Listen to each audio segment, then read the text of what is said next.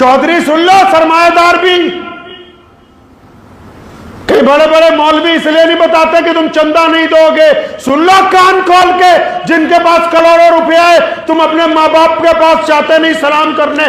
जब तक पैर पड़ के माफी नहीं मांगते अपने माँ बाप की, जितनी मर्जी मस्जिदें बनाओ, जितने मर्जी मदरसे वालों को पैसे दो, किसी शेखुल हदीस को बुला के अपने घर में दुआएं करते रहो, जब तक तुम्हारी माँ तुम्हें माफ नहीं कर देती, जब तक तुम्हारा बाप तुमसे राजी नहीं हो सकता, तब तक रोजा नहीं है। जितने मर्जी तमाशबीनियां करते रहो, रोजा नहीं हो। दोस्तों आपका खैर मकदम है हमारे चैनल MHQ वायरल टॉपिक्स पर।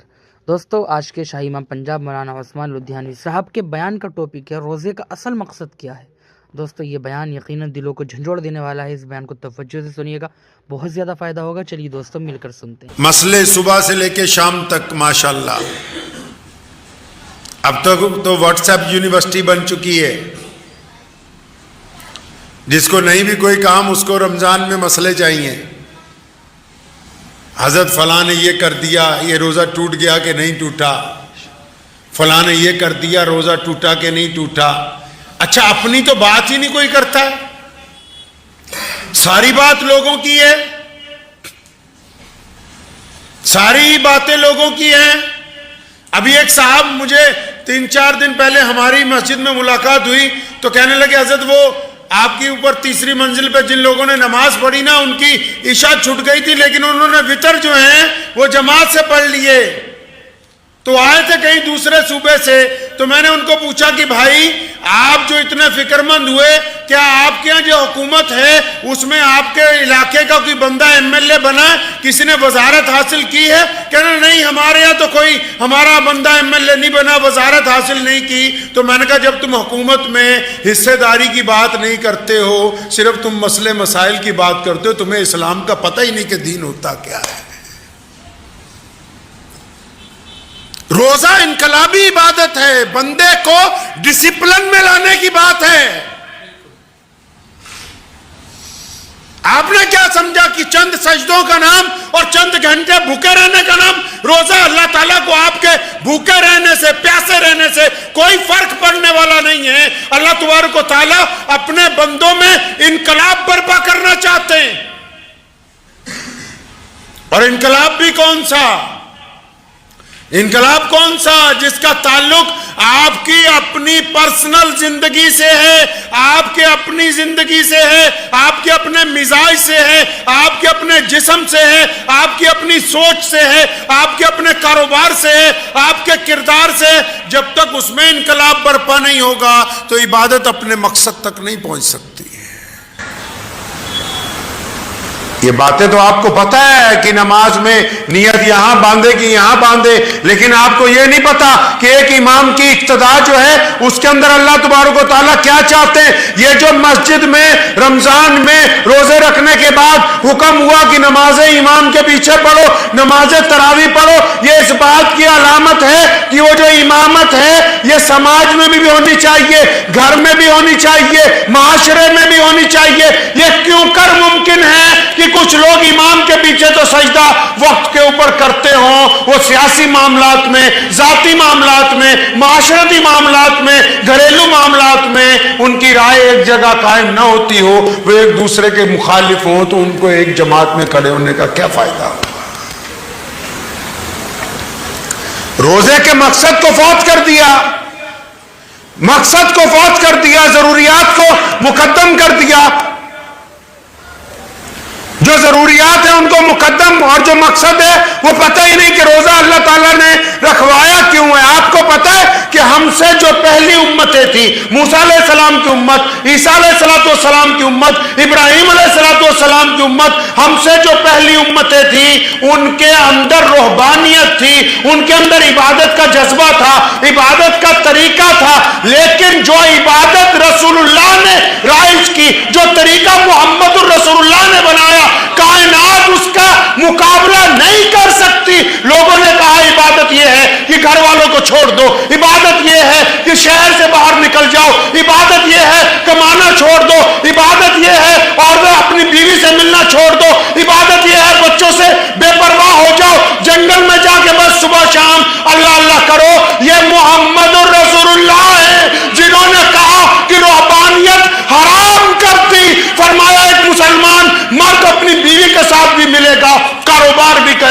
معاشرے میں بھی جیے گا، لیکن ایک آئیڈیل بہترین انسان بن کے جیے گا۔ سماجک ویوستھا کو خوبصورت بناتے ہوئے جس عبادت کا نام رکھا اس کو اسلام کہتے ہیں۔ یہ رسول اللہ کی امت ہے۔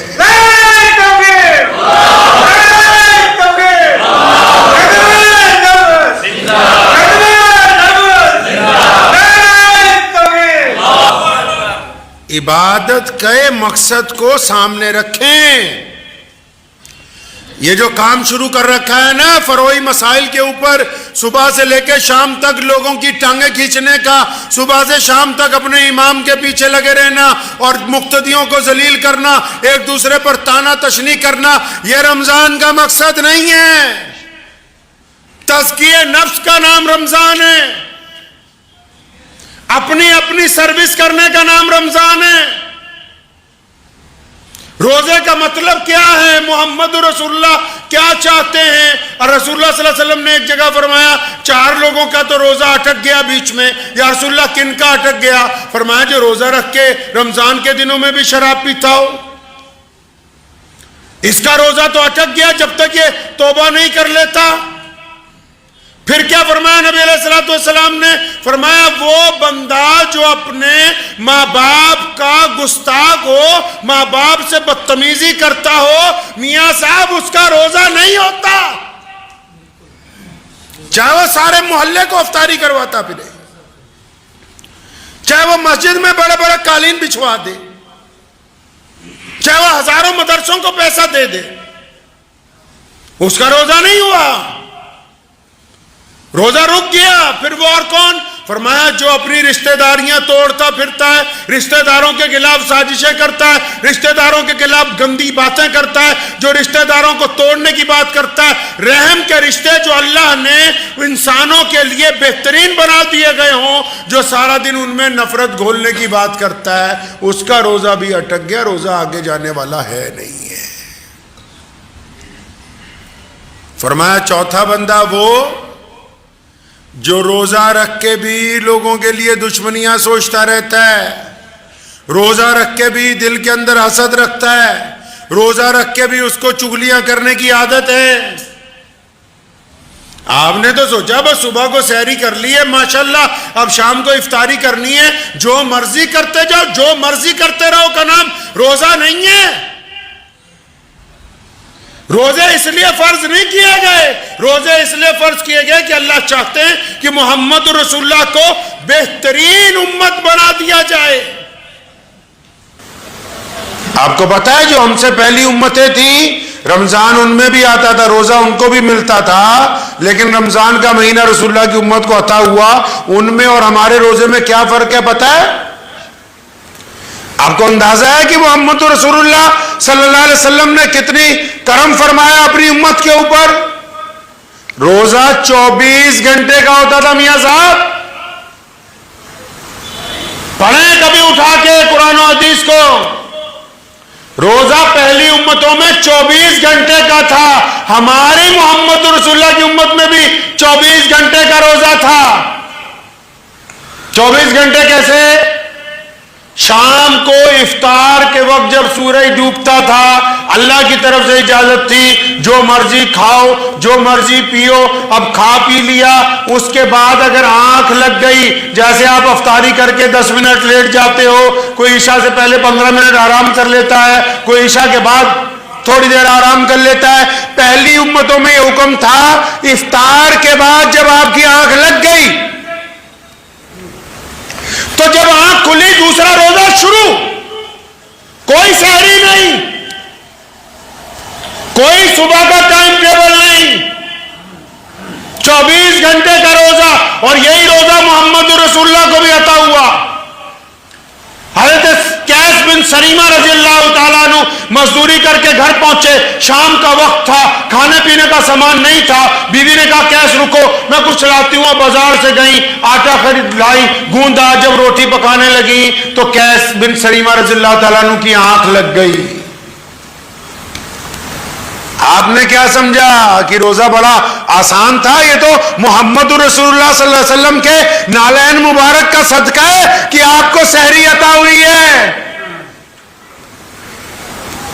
कैस बिन सलीमा की जब आंख खुली तो उनकी बीवी ने कहा, हाय कैस, बर्बादी हो, तेरा तो रोजा दूसरा शुरू हो गया। अब सारा दिन का रोजा था, इफ्तार कर नहीं सके, पानी पिया था कि मैं कुछ खाऊंगा, फिर दूसरा रोजा शुरू हो गया। जोहर में जब मस्जिद नबी में गए, चक्कर खा के गिर गए, मोहम्मद रसूलुल्लाह को बताया गया, या रसूलुल्लाह, इसने तो इफ्तार भी नहीं किया, सिर्फ पानी से रोजा खोला था, खाना बनाते बनाते इसकी आंख लग गई, दूसरा रोजा शुरू हुआ। प्यारे नबी अलैहिस्सलाम इतने गमगीन हुए, आप सल्लल्लाहु अलैहि वसल्लम को उम्मत का दर्द था। जब अल्लाह ने देखा कि मेरा नबी गमगीन है, तो कुरान पाक में सहरी के लिए आयत नाजिल हुई कि अब आपकी उम्मत को इजाजत है कि वो सूरज डूबने से लेके सुबह सादिक तक जो चाहे वो खाए पिए। ये जो आपको रोजे में सहरी अता हुई, ये मोहम्मद रसूलुल्लाह के सदके अता हुई है। और रसूलुल्लाह क्या चाहते हैं जी? रसूलुल्लाह आपसे कैसा रोजा चाहते हैं? प्यारे पैगंबर अलैहिस्सलातु वस्सलाम की मंशा क्या है? अल्लाह ताला क्या चाहते हैं? अल्लाह ताला जब खुश होते हैं ना रोजेदार पे, सिर्फ इसलिए नहीं खुश होते कि देखो कुछ खा नहीं रहा, कुछ पी नहीं रहा। ये कोई बहुत बड़े कमाल की बात नहीं है कि हम सुबह से लेकर शाम तक सख्त गर्मी में, सख्त सर्दी में जब रोजे आते हैं कुछ खाते पीते नहीं। कमाल की बात यह है जो रसूलुल्लाह सल्लल्लाहु अलैहि वसल्लम ने फरमाई। हदीस पाक का मफहूम है क्या? फरमाया रोजा मोमिन के लिए ढाल है, जब तक वो इसको फाड़ नहीं देता। मैदान जंग में तलवार के साथ ढाल होती है ना, दुश्मन जब उस पर ज़र्ब लगाता है, अगर वो फट जाती है तो फिर सीधा जिस्म जख्मी होता है। तो फरमाया रोजा तो मोमिन के लिए ढाल है। या रसूलल्लाह कैसी ढाल है? फरमाया जब तक वो गुनाहों के जरिए इसको फाड़ नहीं देता।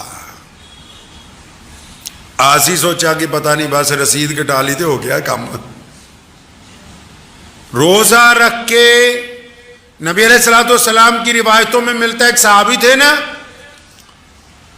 आखिरी वक्त था, बीवी ने आके कहा, या रसूलल्लाह नज़ा का आलम है, कलमा जारी नहीं हो रहा जुबान पे। पहुंचे, क्या बात है, क्यों कलमा जारी नहीं होता? पता लगा मां नाराज है। अम्मा को बुलाया कि क्यों नाराज है अपने बच्चे से?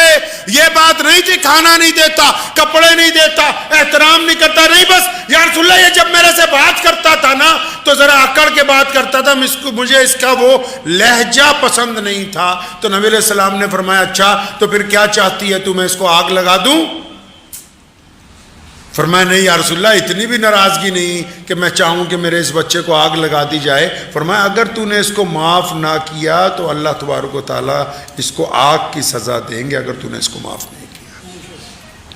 अब जब उसने माफ किया तो इधर जुबान पे कलमा जारी हो गया। अब रोजादारों की सुन लो, कईयों ने तो माँ बाप से ताल्लुक ही तोड़ा हुआ है, कई अपने बाप को छोड़ के दूसरे को बाप को अब्बू जी कह रहे हैं, अपनी माँ को छोड़ के तो अपने यारों की माँ को अम्मी जी कह रहे हैं। और ठीक है, एहतराम की वजह से अपने दोस्त की माँ को भी माँ का दर्जा दिया जा सकता है, लेकिन जिस माँ ने तुम्हें पैदा किया, जिसने जना, जिसने अपना खून पिला के तुम्हें बड़ा किया, जिसने अपनी जान से ज्यादा तुम्हें अजीज रखा, तुम रमजान के महीने में अपने माँ बाप के नाफरमान हो।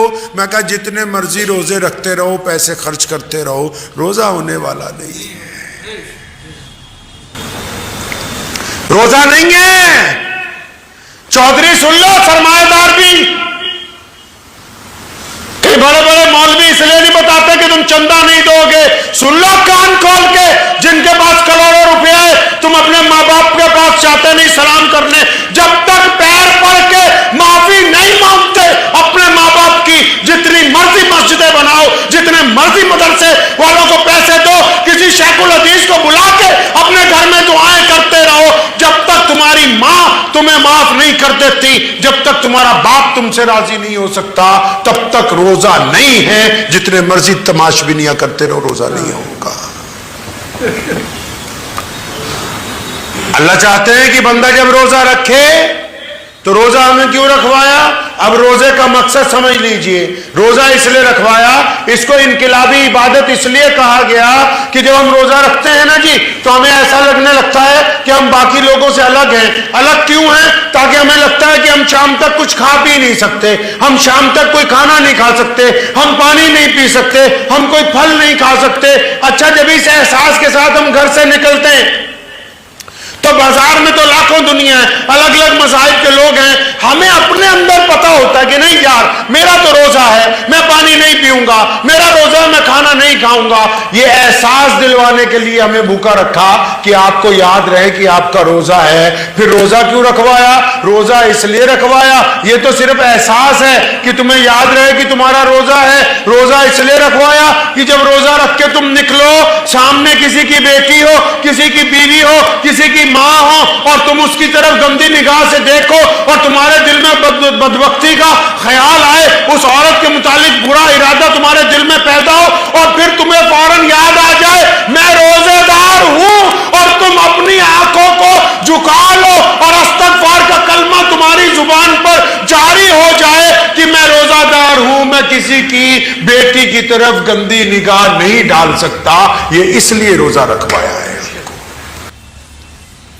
یہ روزہ اس لیے رکھوایا کہ جب آپ نکلیں اور چار لوگ بیٹھے کسی کی چگلیاں کر رہے ہو, کسی کی برائیاں کر رہے ہو, آپ جب اس مجلس میں پہنچیں تو فوراً یہ کہہ کے روک دیں کہ میرا روزہ ہے, میرے سامنے کسی کی برائی نہ کرو, اور وہ نہ رکیں تو آپ اس مجلس سے اٹھ جائیں تاکہ آپ کو یاد ہو کہ میرے کانوں نے بھی روزہ رکھا ہوا ہے. اگر میں روزہ رکھ کے گانے سنوں گا, اگر میں روزہ رکھ کے لوگوں کی گندی باتیں سنوں گا, اگر روزہ رکھ کے گندی چیزیں اپنے کانوں میں ڈالوں گا تو میرا روزہ ٹوٹ جائے گا.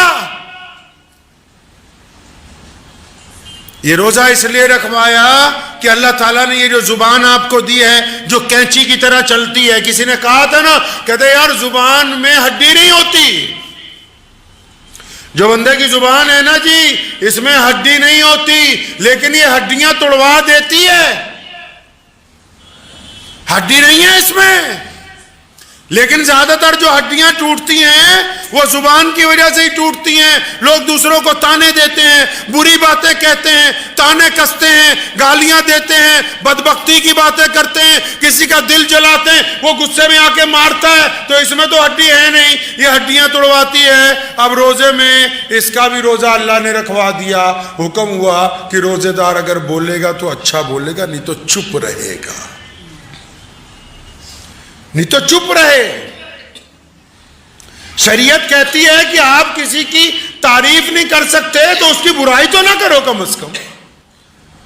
آپ اپنے بھائی کی تعریف نہیں کر سکتے, اپنے دوست کی تعریف نہیں کر سکتے, اپنے پڑوسی کی تعریف نہیں کر سکتے. آپ کو پتا کہ اچھا کام کر رہا ہے, آپ کے اندر حسد ہے, کینہ ہے, بغض ہے, آپ نہیں تعریف کر سکتے, مت کرو. کم از کم اس کی برائی کر کے اپنی زبان کو تو نہ خراب کرو. عبادت کے مقصد کو سامنے رکھیں. یہ جو کام شروع کر رکھا ہے نا فروعی مسائل کے اوپر, صبح سے لے کے شام تک لوگوں کی ٹانگیں کھینچنے کا, صبح سے شام تک اپنے امام کے پیچھے لگے رہنا اور مقتدیوں کو ذلیل کرنا, ایک دوسرے پر تانا تشنیع کرنا, یہ رمضان کا مقصد نہیں ہے. تزکیہ نفس کا نام رمضان ہے, اپنی اپنی سروس کرنے کا نام رمضان ہے. روزے کا مطلب کیا ہے, محمد رسول اللہ کیا چاہتے ہیں. اور رسول اللہ صلی اللہ علیہ وسلم نے ایک جگہ فرمایا چار لوگوں کا تو روزہ اٹک گیا بیچ میں. یا رسول اللہ کن کا اٹک گیا؟ فرمایا جو روزہ رکھ کے رمضان کے دنوں میں بھی شراب پیتا ہو, اس کا روزہ تو اٹک گیا جب تک یہ توبہ نہیں کر لیتا. پھر کیا فرمایا نبی علیہ الصلوۃ والسلام نے؟ فرمایا وہ بندہ جو اپنے ماں باپ کا گستاخ ہو, ماں باپ سے بدتمیزی کرتا ہو, میاں صاحب اس کا روزہ نہیں ہوتا, چاہے وہ سارے محلے کو افطاری کرواتا پھرے, چاہے وہ مسجد میں بڑے بڑے قالین بچھوا دے, چاہے وہ ہزاروں مدرسوں کو پیسہ دے دے, اس کا روزہ نہیں ہوا. روزہ رک گیا. پھر وہ اور کون؟ فرمایا جو اپنی رشتہ داریاں توڑتا پھرتا ہے, رشتہ داروں کے خلاف سازشیں کرتا ہے, رشتہ داروں کے خلاف گندی باتیں کرتا ہے, جو رشتہ داروں کو توڑنے کی بات کرتا ہے, رحم کے رشتے جو اللہ نے انسانوں کے لیے بہترین بنا دیے گئے ہوں, جو سارا دن ان میں نفرت گھولنے کی بات کرتا ہے, اس کا روزہ بھی اٹک گیا, روزہ آگے جانے والا ہے نہیں ہے. فرمایا چوتھا بندہ وہ جو روزہ رکھ کے بھی لوگوں کے لیے دشمنیاں سوچتا رہتا ہے, روزہ رکھ کے بھی دل کے اندر حسد رکھتا ہے, روزہ رکھ کے بھی اس کو چغلیاں کرنے کی عادت ہے. آپ نے تو سوچا بس صبح کو سحری کر لی ہے ماشاءاللہ, اب شام کو افطاری کرنی ہے, جو مرضی کرتے جاؤ, جو مرضی کرتے رہو کا نام روزہ نہیں ہے. روزے اس لیے فرض نہیں کیے گئے, روزے اس لیے فرض کیے گئے کہ اللہ چاہتے ہیں کہ محمد رسول اللہ کو بہترین امت بنا دیا جائے. آپ کو پتا ہے جو ہم سے پہلی امتیں تھیں, رمضان ان میں بھی آتا تھا, روزہ ان کو بھی ملتا تھا, لیکن رمضان کا مہینہ رسول اللہ کی امت کو عطا ہوا, ان میں اور ہمارے روزے میں کیا فرق ہے پتا ہے؟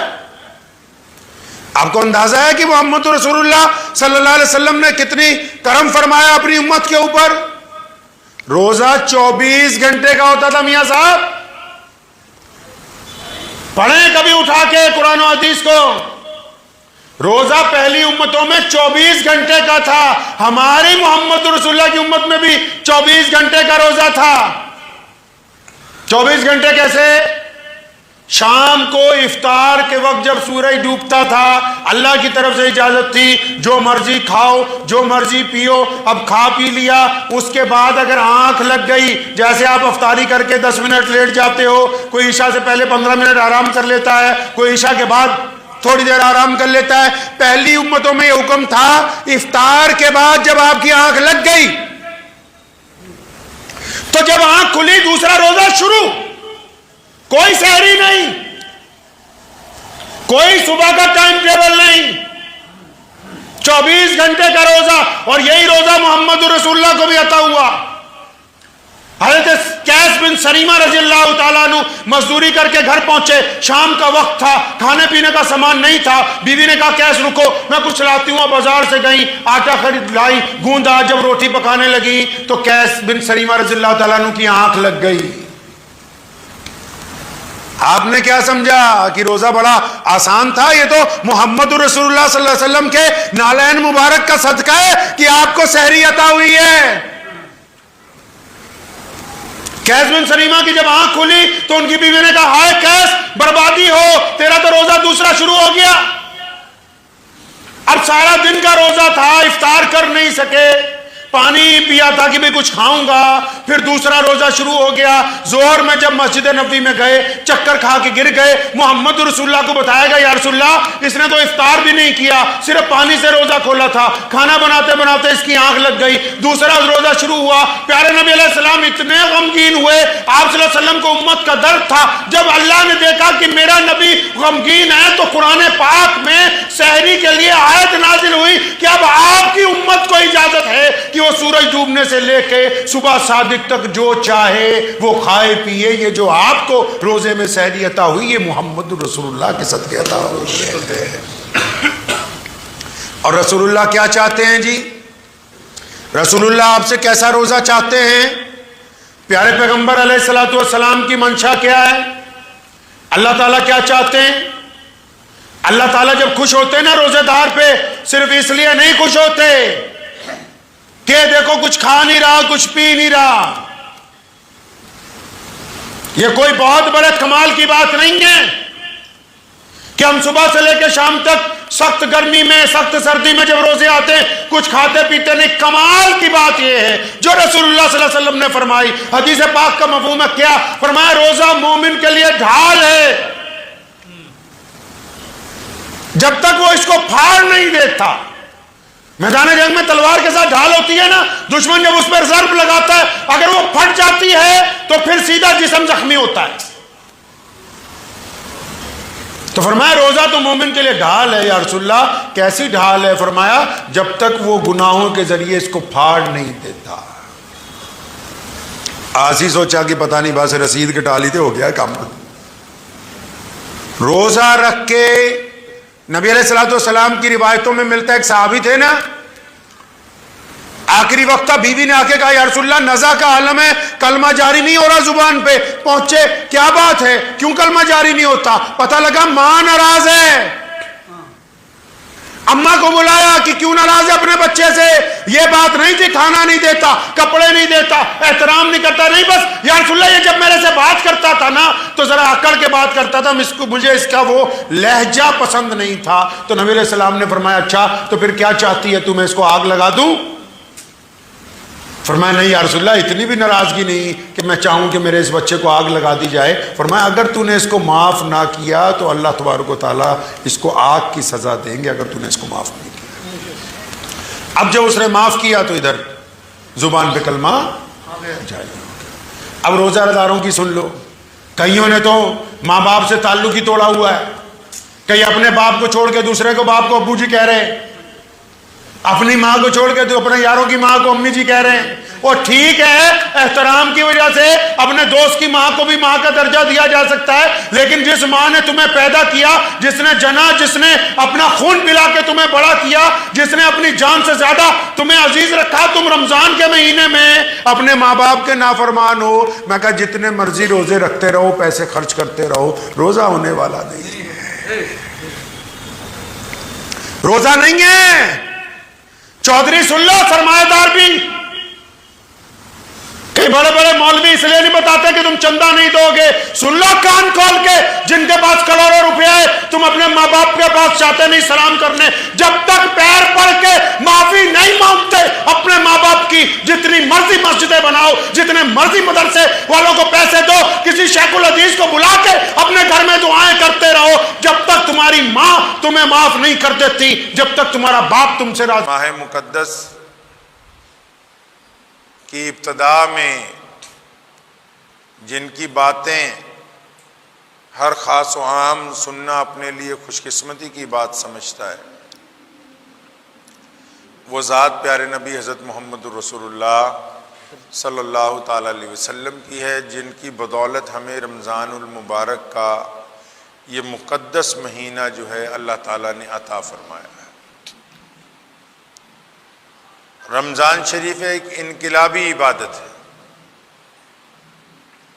عبادتیں تو بہت سی ہیں دین میں ہمارے, لیکن رمضان کریم ایک انقلابی عبادت ہے. جب رمضان آتا ہے تو انسانوں میں تبدیلی فوراً دیکھنے کو ملتی ہے. جب رمضان آتا ہے تو آب و ہوا میں تبدیلی دیکھنے کو ملتی ہے. رمضان آتا ہے تو مزاج میں تبدیلی آتی ہے. رمضان آتا ہے تو معمولات میں تبدیلی آتی ہے. یہ ایک ایسی عبادت ہے جو انقلاب برپا کرتی ہے انسان کے جسم میں بھی, انسان کے معاملات میں بھی, انسان کے مزاج میں بھی.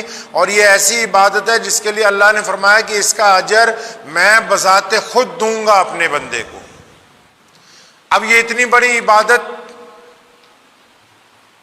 جو پوری دنیا میں ہر ایک رنگ اور نسل کے لوگوں کو اپنی طرف متوجہ کرتی ہے, کس کی بدولت ہمیں ملی؟ ہمارے پیارے نبی حضرت محمد الرسول اللہ صلی اللہ تعالیٰ علیہ وسلم کے صدقے ملی.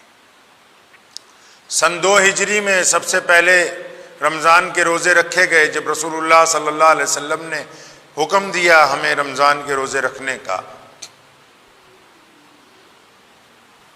اور آپ اندازہ لگائیں پیارے نبی حضرت محمد رسول اللہ صلی اللہ علیہ وسلم کے دین کی رفتار کا, رسول اللہ صلی اللہ علیہ وسلم کی برکتوں کا, محمد رسول اللہ صلی اللہ علیہ وسلم کے انداز تبلیغ کا, محمد رسول اللہ کی انسانوں سے محبت کا, آپ صلی اللہ علیہ وسلم کی اپنی امت سے شفقت کا, حضور صلی اللہ علیہ وسلم کی اپنی امت سے رحمت کا اندازہ لگائیں کہ رسول اللہ صلی اللہ علیہ وسلم نے اتنا بڑا انقلاب پوری دنیا میں برپا کیا کہ آج پوری دنیا کے جتنے بھی لوگ ہیں ان میں روزے دار, روزہ رکھنے والوں کی تعداد کائنات کے تمام مذاہب سے زیادہ ہے. یہ ایک زندہ معجزہ ہے پیارے نبی حضرت محمد رسول اللہ صلی اللہ علیہ وسلم کا, کہ مکہ مکرمہ کی سرزمین پر سیدنا آمنہ کے گھر پر جو پیدا ہوتے ہیں یتیم بن کے، آج وہ دنیا میں اربوں خربوں کے والی ہیں، دنیا کے تمام ممالک میں ہر رنگ اور نسل کے لوگ پیارے رسول اللہ صلی اللہ علیہ وسلم کی اتباع کر رہے ہیں، اور کائنات میں صرف اتباع ہی نہیں کر رہے، پوری دنیا میں آج بھی اور رسول اللہ صلی اللہ علیہ وسلم کے دور میں بھی جن لوگوں نے انسانوں پر ظلم کیا، اس ظلم کو روکنے کے لیے بھی محمد رسول اللہ صلی اللہ علیہ وسلم کی امتی جو ہیں وہ سامنے نظر آئے۔ رمضان کریم آپ سے اور ہم سے کیا چاہتا ہے؟ روزہ کس کو کہتے ہیں؟ روزہ کیوں رکھا جاتا ہے؟ روزہ بھوکے رہنے کا نام نہیں ہے۔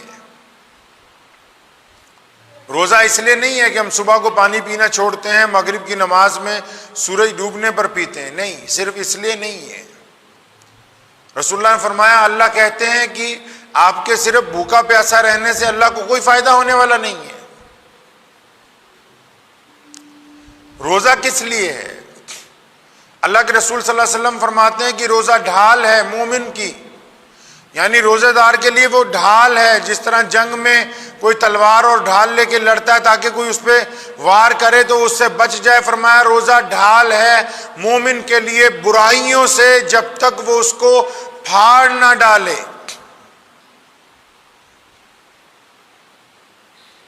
روزہ جو ہے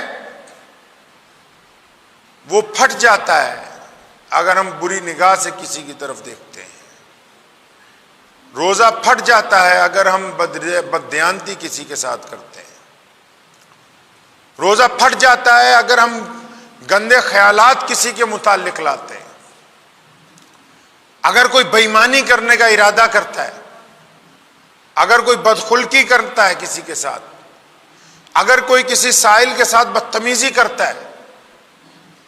روزہ تو انسان کو ڈھالتا ہے ایک تربیت کی طرف۔ قرآن پاک نے کہا کہ تاکہ تم اس لیے روزہ تم سے رکھوا رہے ہیں تاکہ آپ پرہیزگار بن جائیں۔ اب پرہیزگار بندہ کیسے بن جائے؟ صرف بھوکا رہنے سے تو آپ پرہیزگار نہیں بن سکتے۔ پرہیزگار بننے کے لیے ضروری ہے کہ یہ جو زبان ہے جو کڑوا بولتی، جو لوگوں کے دلوں کو تکلیف پہنچاتی ہے، اس کو لگام ڈالی جائے، اس کو درست کیا جائے۔ پرہیزگار بننے کے لیے ضروری ہے یہ جو دل اور دماغ میں خیالات پیدا ہوتے ہیں بے ایمانی کرنے کے، بدخلقی کرنے کے، عیاشی کرنے کے، مکاری کرنے کے، لوگوں سے بددیانتی کرنے کے، ان خیالات سے بندہ توبہ کر لے تو متقی بن جائے۔ متقی بندہ تبھی بن سکتا ہے کہ وہ ان تمام عادتوں کو چھوڑتا ہے اللہ کے لیے جو اللہ کو پسند نہیں ہے۔ اللہ کو پسند نہیں ہے وہ بندے جو ان کے بندوں کے ساتھ ظلم کرتے ہوں۔ اللہ کو وہ پسند نہیں ہے بندے جو دوسرے کا لقمہ حلال کھینچ کے اپنی جیب میں ڈالنا چاہتے ہوں۔ اللہ کو وہ لوگ پسند نہیں ہیں جو غریب کے ساتھ بدتمیزی سے گفتگو کرتے ہوں۔ اللہ تعالیٰ کو وہ لوگ پسند نہیں ہیں جو اپنے ماتحتوں کے ساتھ ظلم کرتے ہوں۔ اللہ کو وہ لوگ پسند نہیں ہیں جو طاقت میں آنے کے بعد اپنی مرضی کے ساتھ انسانوں پر جبر کرنا چاہتے ہوں۔ اللہ کو وہ لوگ پسند نہیں ہے قطعی طور پر جو غریب کی بیٹی پر بری نگاہ ڈالتے ہوں۔ اللہ تعالیٰ کو وہ لوگ پسند نہیں ہیں جو اپنے ماں باپ کی اطاعت نہ کرتے ہوں۔ اللہ کو وہ لوگ پسند نہیں ہیں جو اپنے بھائیوں کے لیے بددیانت ہوں۔ اللہ کو وہ لوگ پسند نہیں ہیں جو اپنے پڑوسی کے ساتھ ظلم کرتے ہوں۔ اللہ کو وہ لوگ پسند نہیں ہیں جو ظلم کرنے کا ارادہ رکھتے ہوں۔ اسی لیے اللہ نے کہا کہ ہم روزہ اس لیے رکھوا رہے ہیں تاکہ تم متقی بن جاؤ۔ صحیح احادیث میں آتا ہے کہ 4 لوگوں کی رمضان میں معافی نہیں ہوتی۔ 4 لوگ جو روزہ بھی رکھتے ہیں، یہ 4 لوگ سحری بھی کرتے ہیں، افطار بھی کرتے ہیں، تراویح بھی پڑھتے ہیں، مسجد بھی جاتے ہیں لیکن ان چار لوگوں کی مغفرت نہیں ہوتی. اب وہ کون سے 4 لوگ ہیں جی کہ رمضان جیسے مہینے میں جن کی مغفرت نہیں ہو رہی، جبکہ رمضان میں تو سب کے لیے معافی کا اعلان کیا گیا ہے. ان کی فائل جب آگے پہنچتی ہے حکم ہوتا ہے کہ ابھی تاریخ ڈال دو، ان کے لیے کوئی فیصلہ نہیں ہے. ورنہ روزے دار کا جب مقدمہ پیش ہوتا ہے اللہ فرماتے ہیں کہ ہم نے اس کی روزے کو قبول کیا کیونکہ اس نے روزہ صرف میرے لیے رکھا ہے. لیکن یہ جو 4 لوگ ہیں ان کی توبہ ہی قبول نہیں ہو رہی، ان 4 لوگوں کا روزہ قبول نہیں ہو رہا. کون 4 لوگ ہیں جی؟ احادیث میں آتا ہے کہ پہلا وہ بندہ جو مستقل طور پر شرابی ہو اور شراب سے توبہ نہیں کرتا. مستقل طور پر جو بندہ شرابی ہے اور شراب سے توبہ نہیں کرتا، گرچہ وہ روزہ رکھتا رہے لیکن وہ شراب کی عادت نہیں چھوڑتا، تو اس کا روزہ نہیں ہے اور اس کی توبہ قبول نہیں ہوتی. یہ پہلا آدمی ہے ان 4 میں سے. دوسرا بندہ وہ ہے جو ماں باپ کا نافرمان ہے.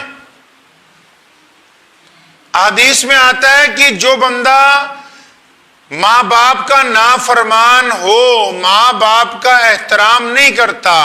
نافرمان سے مراد یہ ہے کہ جس بات کی وہ تاکید کرتے ہیں اس پر عمل نہیں کرتا، احترام نہیں کرتا والدین کا، پھر خدمت بھی نہیں کرتا. بہت زیادہ پڑھ لکھ کے بھی کوئی بندہ قابل نہیں بن سکتا جب تک وہ اپنے ماں باپ کا احترام کرنے والا نہ ہو. کوئی مفتی بن جائے، محدث بن جائے، شیخ الحدیث بن جائے، گورنر بن جائے، بادشاہ بن جائے، لیکن اگر وہ اپنے ماں باپ کا احترام نہیں کرتا، اللہ فرماتے ہیں کہ اس کی توبہ بھی قبول نہیں ہے.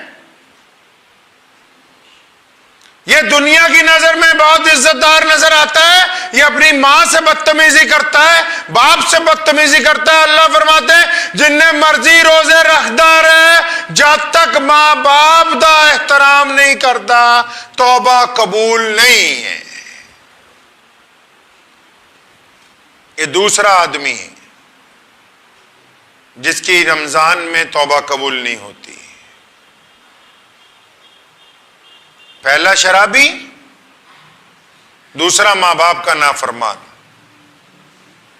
قربان جاؤں سونے رسول کہیے صلی اللہ علیہ وسلم پر کیا باتیں سکھائیں رمضان میں. فرمایا تیسرا وہ ہے جو رشتہ داریاں توڑتا پھرتا ہے.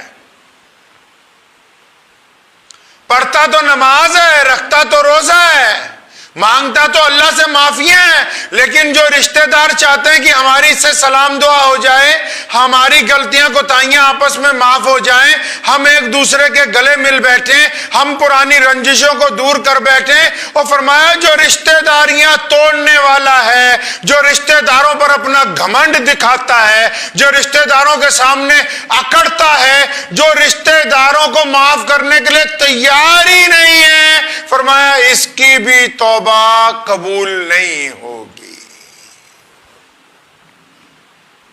کیوں؟ کیونکہ رمضان انقلابی عبادت ہے، یہ دلوں کو جوڑنے کی عبادت ہے، توڑنے کی عبادت نہیں ہے. پہلا شرابی،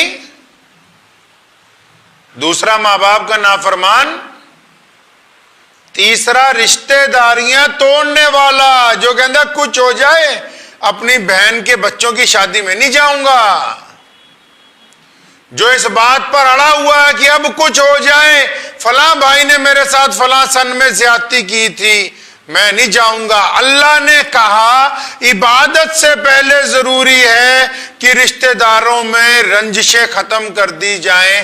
بندہ جب حج پہ جاتا ہے آپ کو پتہ ہی ہوگا نا، ارے اللہ کا احسان مانے. اللہ نے ہمیں ایسا دین عطا فرمایا جس کے قدم قدم پر رحمتیں ہیں. لوگ ترستے ہیں ایسی عبادتوں کو. بندہ جب حج پہ جاتا ہے نا، حج پہ جانے سے پہلے ایک ایک رشتہ دار سے معافی مانگتا ہے، ایک ایک رشتہ دار کو ملنے جاتا ہے. اسی طرح رمضان میں حکم آیا ہے کہ رمضان کا مقدس مہینہ ہو اور رشتہ داریاں توڑتا پھرتا ہے، اکڑ دکھاتا ہے.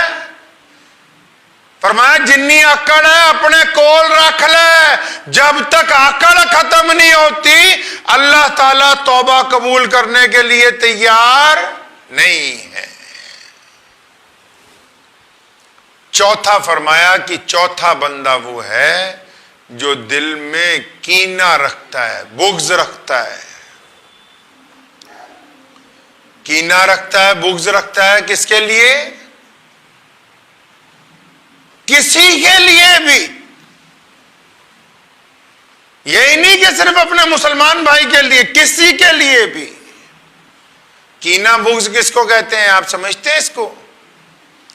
کینہ بغض کہتے ہیں ایک بندہ اپنے دل میں دماغ میں سازش تیار کرتا ہے دوسرے کے متعلق، چاہے وہ بھائی ہے، چاہے وہ پڑوسی ہے، چاہے وہ دوسرے کوئی مذہب کا ہے.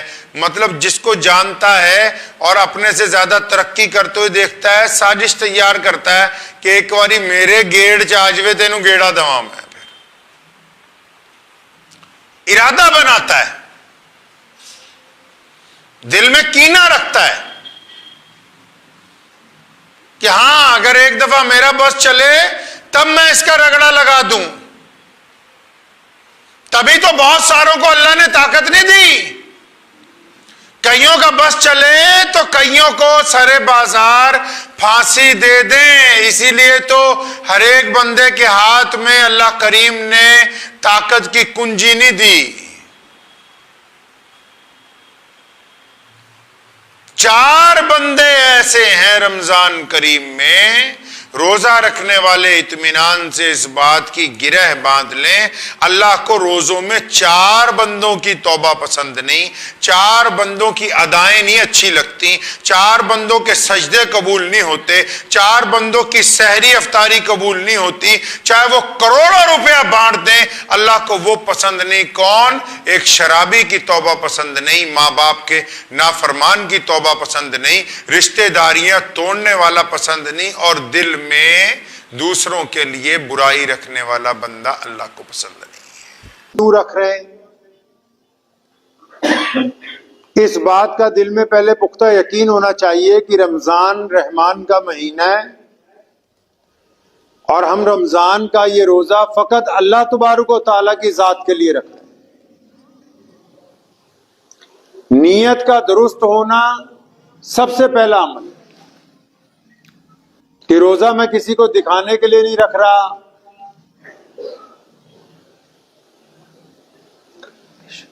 سحری جب ہوتی ہے صبح کو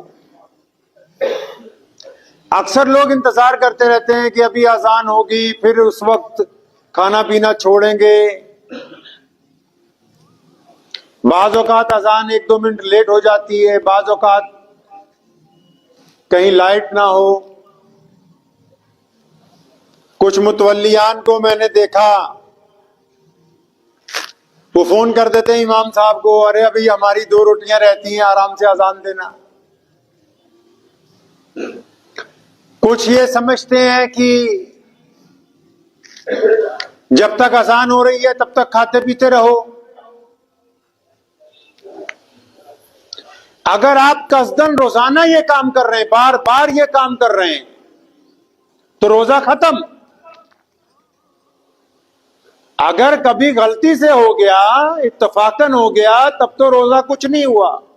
اگر آپ روزانہ جان بوجھ کے اٹھتے ہی 10 منٹ پہلے اور قصدن یہ سمجھتے ہیں کہ جب تک اذان ہوگی تب تک کھاتے رہیں گے، جبکہ نقشے میں وقت دے دیا گیا کہ اتنے بج کر اتنے منٹ پر وقت ختم ہے، اب لگے ہوئے ہیں اطمینان سے. اچھا کچھ ایسے نالائق بھی ہیں جو کہتے ہیں سحری کرنے کی ضرورت ہی نہیں ہے. ان کے لیے بھی خسارہ ہے. نبی علیہ الصلوۃ والسلام نے کہا سحری میں برکت ہے, سحری کرو, تاکہ یہود و نصارہ کی بھی مخالفت ہو, وہ سحری نہیں کرتے. پھر بہت سارے ایسے ہیں سحری تو کرتے ہیں ماشاءاللہ اچھی طرح, ساری رات آوارہ گردی کرتے ہیں, سحری بھی ٹائم پہ کر لیتے ہیں, بند بھی ٹائم پہ کرتے ہیں, اور جب نماز فجر کا ٹائم ہوتا ہے تو جا کے سو جاتے ہیں.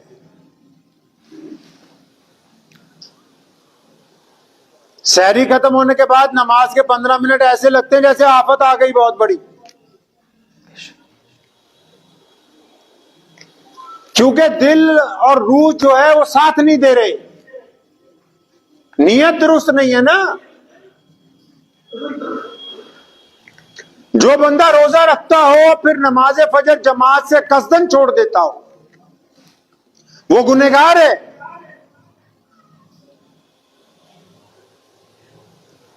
سحری بھی کر رہا ہے, مسجد بھی قریب ہے, قریب نہیں تو آس پاس جماعت کا انتظام ہے, اس کے باوجود پھر وہ نماز نہیں پڑھ رہا فجر کی,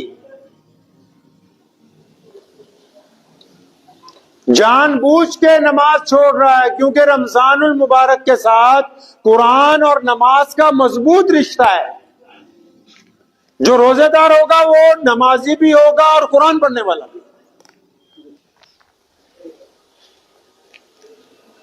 اب روزہ رکھ رہے ہیں, نماز نہیں پڑھ رہے جناب.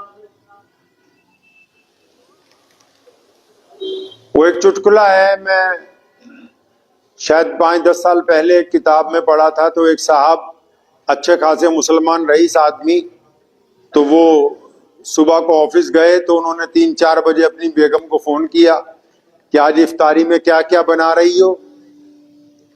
تو اس نے کہا صاحب آپ نے تو روزہ ہی نہیں رکھا, افطاری کس چیز کی؟ فرمایا تو ایڈا وڈا کافر سمجھ لیا, روزہ بھی نہ کھولی, ہوں افطاری بھی نہ کریے اسی. مطلب ہم نے رمضان کو کچھ لوگ کھیل بنانا چاہتے ہیں. صحابہ اکرام رضی اللہ تعالی اجمعین جب رمضان آتا تھا اس کی تیاری میں, اس کے استقبال میں روزے رکھنے شروع کر دیتے تھے. رمضان کے استقبال میں قرآن پاک کی تلاوت بڑھاتے تھے, استقبال میں نبی علیہ الصلوۃ والسلام کے صحابہ نوافل کی تعداد بڑھا دیتے تھے.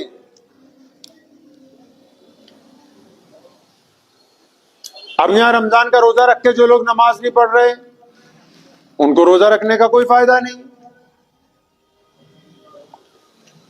صرف رمضان کے ثواب نہیں گنوائے جا رہا ہوں, آج یہ باتیں کی جا رہی ہیں کہ بھی رمضان میں ہم لوگ خرابیاں کیا کیا پیدا کر رہے ہیں. پھر اگر نماز پڑھنے جا بھی رہے ہیں جو لوگ, ان میں کئی ایسے جو چگلیاں کرتے ہی جا رہے ہیں, چگلیاں کرتے ہی واپس آ رہے ہیں. مسجد میں بھی سلام پھیر کے دائیں بائیں اس طرح دیکھتے ہیں جیسے نماز کا رجسٹر اللہ نے انہی کے ہاتھ میں پکڑا دیا بھی کون کون نماز میں آیا, کون کون نماز میں نہیں آیا. ارے بدبختو, تمہاری اپنی ہو رہی, پتہ نہیں ہو رہی. سلام پھیر کے کئی تو ایسے دیکھتے ہیں پیچھے تک کہ محلے میں کون کون آیا, بھی تیری پتہ نہیں اپنی ہو رہی کہ نہیں, تو دوسروں کی فکر میں لگا ہوا ہے. روزہ صرف بھوک اور پیاس کا نام تھوڑی ہے. جو نماز کے لیے آ رہا ہے چگلیاں کرے گا, نماز کے لیے آ رہا ہے دوسروں کو تانے مارے گا, دوسروں کو پریشان کرے گا, تب بھی تو روزہ اس کا جاتا رہا. کیونکہ نماز کا صرف روزہ بھوکے رہنے کا نام تھوڑی ہے. روزہ تو اپنی زبان کو برائیوں سے روکنے کا نام ہے, روزہ اپنی آنکھوں کو برائی سے روکنے کا نام ہے, روزہ اپنے ہاتھ کو ظلم سے روکنے کا نام ہے. روزہ صرف خالی پیٹ رکھنے کا نام تھوڑی ہے روزہ. اور ان سے بڑے بھی نمازی ہیں ماشاءاللہ. کئی ہمارے شہر میں ایک تھے, پتہ نہیں آج کل وہ ایک کارنامہ انجام دے رہے ہیں کہ نہیں دے رہے, اللہ ان کو ہدایت عطا فرمائے. 3 دن کا قرآن پاک ختم ہو رہا ہے, حافظ ریل بلا کے رکھے ہیں. سبحان اللہ. جتنا انہوں نے ایمرجنسی ہے, انہوں نے جانا کہیں اور ہے. پھر اب اس میں کیا ہے, حافظ صاحب قرآن سنا رہے, پیچھے 5-10 بندے, 2-4 بڈھے, 2-4 شوقین جو مخلص لوگ بھی ہوتے ہیں وہ سن رہے, اور باقی جنتا باہر کوئی چائے پی رہا ہے, کوئی گپے مار رہا ہے. کوئی بیڑیاں پی رہا ہے. اور ادھر جب حافظ صاحب نے 1 گھنٹے بعد کہا اللہ اکبر تو گدھوں کی طرح دوڑتے ہوئے آ رہے ہیں رکوع میں جانے کے لیے. ارے بدبختو، اللہ سے ڈر ہی نہیں لگتا تمہیں؟ اتنا مذاق نماز تراویح کا. نہ کروانے والوں کو خدا کا خوف ہے، نہ یہ بدتمیزیاں کرنے والوں کو خدا کا خوف آ رہا ہے کہ تم اللہ کے حضور پکڑے جاؤ گے. ارے تم اپنے گھر میں اگر تمہارے باہر سے آ کے کوئی ذرا سی بدتمیزی کرے تمہیں برداشت نہیں ہوتی، تم خدا کے گھر میں خدا کی گئی عبادت کے اندر بدتمیزیاں کرتے ہو، اس کے اندر گنڈا گردی کرنا چاہتے ہو. اندازہ لگاؤ کہ یہ کتنا بڑا گناہ ہے. یہ ان لوگوں سے بھی بڑا گناہ ہے جو بد نمازی ہیں، مسجد تک نہیں آتے. یہ اس سے بھی بڑا گناہ ہے جو لوگ نماز کا کھیل بنا رہے ہیں. تماشا بنا لیا تراویح کی نماز کا. کہاں جانا ہے بھائی؟ جانا کہاں ہے؟ 3 دن بعد قرآن ختم کر کے کہاں جانا ہے؟ 15 دن بعد، 11 دن بعد، 14 دن بعد ختم کر کے کہاں جانا ہے؟ متولی صاحب، پردھان جی، صدر صاحب، یہ جو 15 دن بعد، 14 دن بعد یہ آوارہ گردیاں کرتے پھریں گے پورے محلے والے اگلے 15 روزوں تک، اس کا ذمہ دار کون ہے؟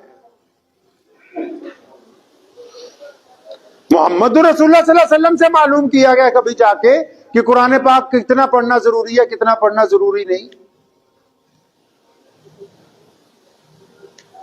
اور ایسے بھی حافظ لے آئے ہیں اٹھا اٹھا کے جو سارا سال داڑھی منڈواتے ہیں، سارا سال سگریٹیں پی رہے ہیں، اور جب رمضان آیا تو کلی کر کے تھوڑی سی داڑھی رکھ کے آگے جناب مصلی کے اوپر کھڑے ہو گئے. کھیل بنایا مسجدوں کو. تماش بھی نہیں کرنا چاہتے رمضان المبارک میں. ارے رمضان اللہ نے اس لیے فرض کیا ہم پر کہ یہ سارا سال جو 11 مہینے بگڑ جاتے ہیں یہ سدھر جائیں، ان کی عادتیں اچھی ہو جائیں، یہ کوئی بندوں والے رنگ ڈھنگ میں آ جائیں، یہ اپنے رب کے دوست بن جائیں، یہ محمد رسول اللہ کی اتباع کرنے والے ہو جائیں. یہ رمضان المبارک میں ہی بدماشیاں شروع کر دی. ایک صاحب کا فون آیا ہمیں کہ جو فلاں تاریخ کو افطار دعوت کرنی ہے، آپ تیار ہیں؟ اللہ اکبر، روزے ابھی آئے نہیں، افطاریوں کی دعوت کی تیاری پہلے چل رہی.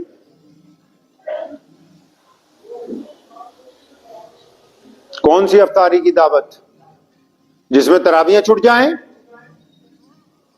کون سی افطاری کی دعوت جس میں مغرب کی نماز نہیں ہوتی؟ کون سی افطاری کی دعوت جس میں ہلڑ بازیاں ہیں؟ کون سی افطار کی دعوت بات کرتے ہو بھائی؟ کوئی پرواہ نہیں نماز کی، جماعت کی، اپنی تراویحوں کی. کئی تو لسٹیں بنائے پھر رہے ہیں، آج فلاں جگہ قورمہ کھانے جانا، آج فلاں جگہ. ارے بھائی یہ مہینہ اللہ کو راضی کرنے کے لیے ہے، کوئی قورمے بریانیاں کھانے کے لیے رمضان نہیں بنایا گیا. ٹھوس ٹھوس کے کھانا کھانے کے لیے رمضان نہیں بنا ہے. کوئی پرواہ نہیں ہے. کہاں لکھا کہ بھی افطاری کی دعوتیں کرنا بہت ضروری ہیں؟ کہیں کوئی ذکر نہیں. اگر کر بھی رہے ہیں چلیے، اگر آپ اس کو شریعت کے مطابق کریں، کوئی نماز کا انتظام ہو، کوئی اہتمام ہو کہ جانا پھر دوبارہ جا کے اپنی تراویح بھی پکڑنی ہے، شرکت کرنے والوں کو بھی کوئی شرم حیا ہو کہ ہم نے واپس ٹائم پہ اپنی مسجد میں پہنچنا ہے، جا کے ہمارا قرآن نہ چھٹ جائے. کوئی اس میں لینا دینا نہیں ہے، بس منہ اٹھایا اور چل پڑے. رمضان کے مقصد کو فوت کرنا چاہتے ہیں کہ جو مقصد رمضان ہے.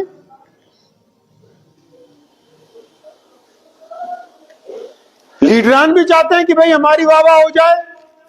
کئی لوگ اپنا گھر دکھانے کے لیے افطاری کی دعوتیں کر رہے ہیں.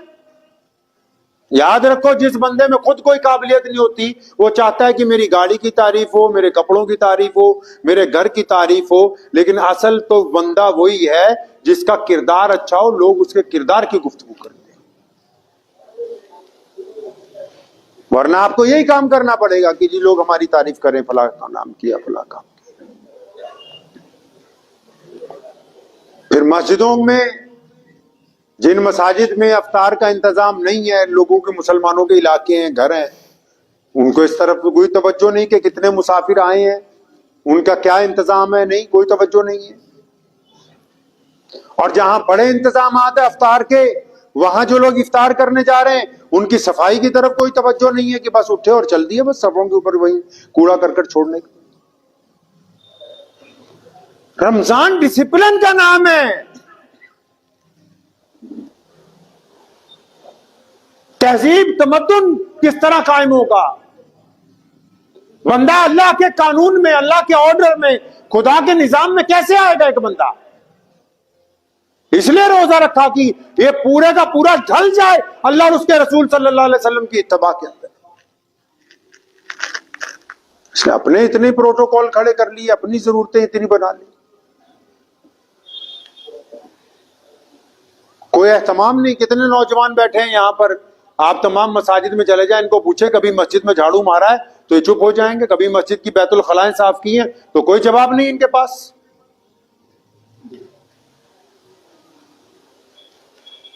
کہ کبھی مسجد کے نظام میں کوئی خدمت انجام دی نہیں.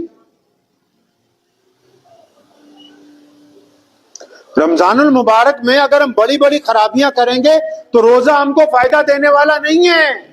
روزہ اتباع کا نام ہے، اللہ سے وفاداری کا اعلان ہے، محمد رسول اللہ کے قانون کے مطابق، سنت کے مطابق چلنے کا نام ہے، دوسروں کی مدد کرنے کا نام ہے، محبت کے ساتھ دوسروں سے گفتگو کرنے کا نام ہے، گرتے ہوئے کو سہارا دینے کا نام ہے، غریبوں کی مدد کرنے کا نام ہے، اور نبی علیہ الصلوۃ والسلام کے حکم کے مطابق 5 نمازیں جماعت سے پڑھنے کا نام ہے. اپنی زبان سے گالی نہ دینے کا نام روزہ ہے. اپنی آنکھوں سے دوسروں کی بیٹیوں کی طرف گندی نگاہ نہ ڈالنے کا نام روزہ ہے. اپنے ہاتھوں کو گناہوں سے روکنے کا نام روزہ ہے. اس کو روزہ کہتے ہیں. یہ تھوڑی کہ سحری کی اور اس کے بعد سو گئے، شام کو مغرب کے وقت اٹھے، پھر افطاری کرنے کے بعد سڑک پہ گھومنے کے لیے نکل گئے. یہ روزہ تھوڑی، اس کو روزہ تھوڑی کہتے ہیں. اپنے روزے کا نظام بنائیے. یہ جو پروٹوکول بنتا ہے، باقاعدہ لکھا جاتا ہے اتنے بڑے جو وی آئی پی آئے گا، یہاں اترے گا، وہاں جائے گا، وہاں جائے گا. یہ صرف بڑے لوگوں کے لیے تھوڑی ہے، ہر ایک انسان کی زندگی کا ایک پروٹوکول ہوتا ہے، چاہے وہ امیر ہے چاہے وہ غریب. اگر وہ اپنی زندگی کا نظام نہیں بنائے گا، آپ کہیں جی بس سو گئے، جتنے بجے آنکھ کھلے گی اتنے بجے سویر، نہیں.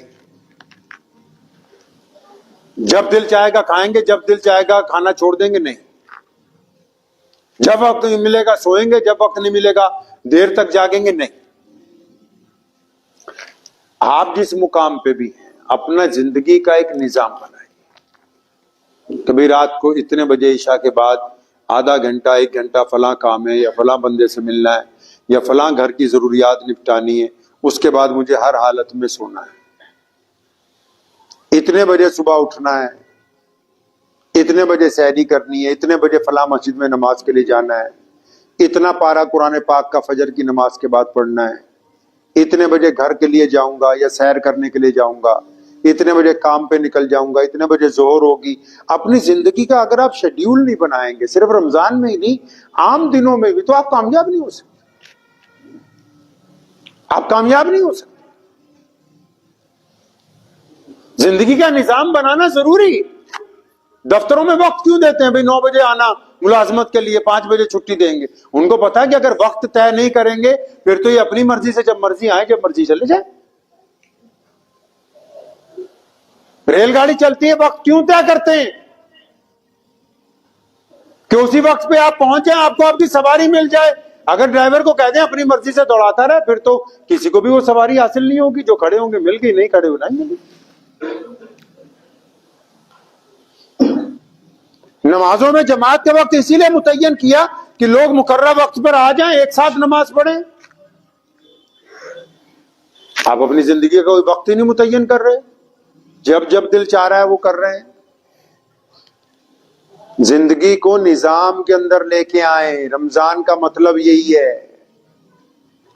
جن کو جلدی لگی ہوئی ہے نا، فٹافٹ تراویح پڑھ کے جانا ہے، اطمینان سے سوچو جانا کہاں ہے، جانا کہاں ہے؟ جانا تو کہیں نہیں. تراویح کو بوجھ نہ سمجھیں. آپ نے خود بوجھ بنا لیا. 15 دن میں، اچھا 15 دن کی تراویح ہوگی تو ظاہر سی بات ہے حافظ روز 2-2.5 پارے پڑے گا. 26 دن کی ہوگی ظاہر سی بات ہے روز 1 پارہ پڑے گا. اب ایک پارہ 45 منٹ میں پڑھ کے ساری مسجد فارغ ہو رہی ہے، اور کہاں وہ 1.5-2 گھنٹے. آپ نے خود مشکل پیدا کی. حافظوں کو بھی جلدی ہے، کیونکہ ہم نے نظام میں اپنے نظام کے اندر دولت کے دخل کو بڑھایا.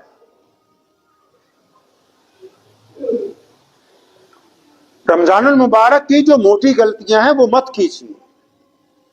نہ اپنی مرضی سے سحری کا ٹائم متعین کیجیے، نہ اپنی مرضی سے افطار کا ٹائم متعین کیجیے، نہ اپنی مرضی ماری ہے کہ جی اتنی تراویحیں پڑھنی ہے، بھاگ جانا ہے. نہیں، 29ویں رمضان تک جب تک چاند نظر نہیں آتا اطمینان سے نماز تراویح پڑھیے. روز کم از کم فجر کے بعد، ظہر کے بعد، عصر کے بعد آدھا پارہ قرآن شریف پڑھیے، تاکہ آپ کا ذاتی طور پر بھی 1 یا 2 قرآن پاک رمضان المبارک میں مکمل ہو جائے. رمضان قرآن کا مہینہ ہے. اس مہینے میں اللہ تعالیٰ نے سارا قرآن آسمان دنیا پہ نازل فرمایا ہے.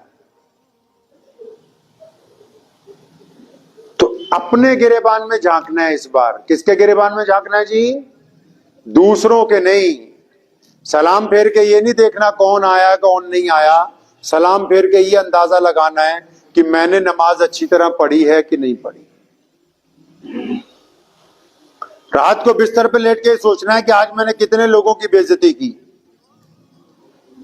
اور پھر اپنی اس غلطی کو سدھارنا ہے. بستر پہ لیٹ کے یہ سوچیں آج کتنی عورتوں پر گندی نگاہ ڈالی قصدن جان بوجھ کے، تاکہ کل کو یہ غلطی نہیں کرنی. بستر پہ لیٹ کے یہ سوچیں آج کس کے ساتھ ٹھگی مار لی، تاکہ کل کو اس کے ساتھ معافی مانگ کے اپنا معاملہ درست کر لیں. دل کے اندر جو برائیاں ہیں، دل کے اندر جو برائیاں ہیں،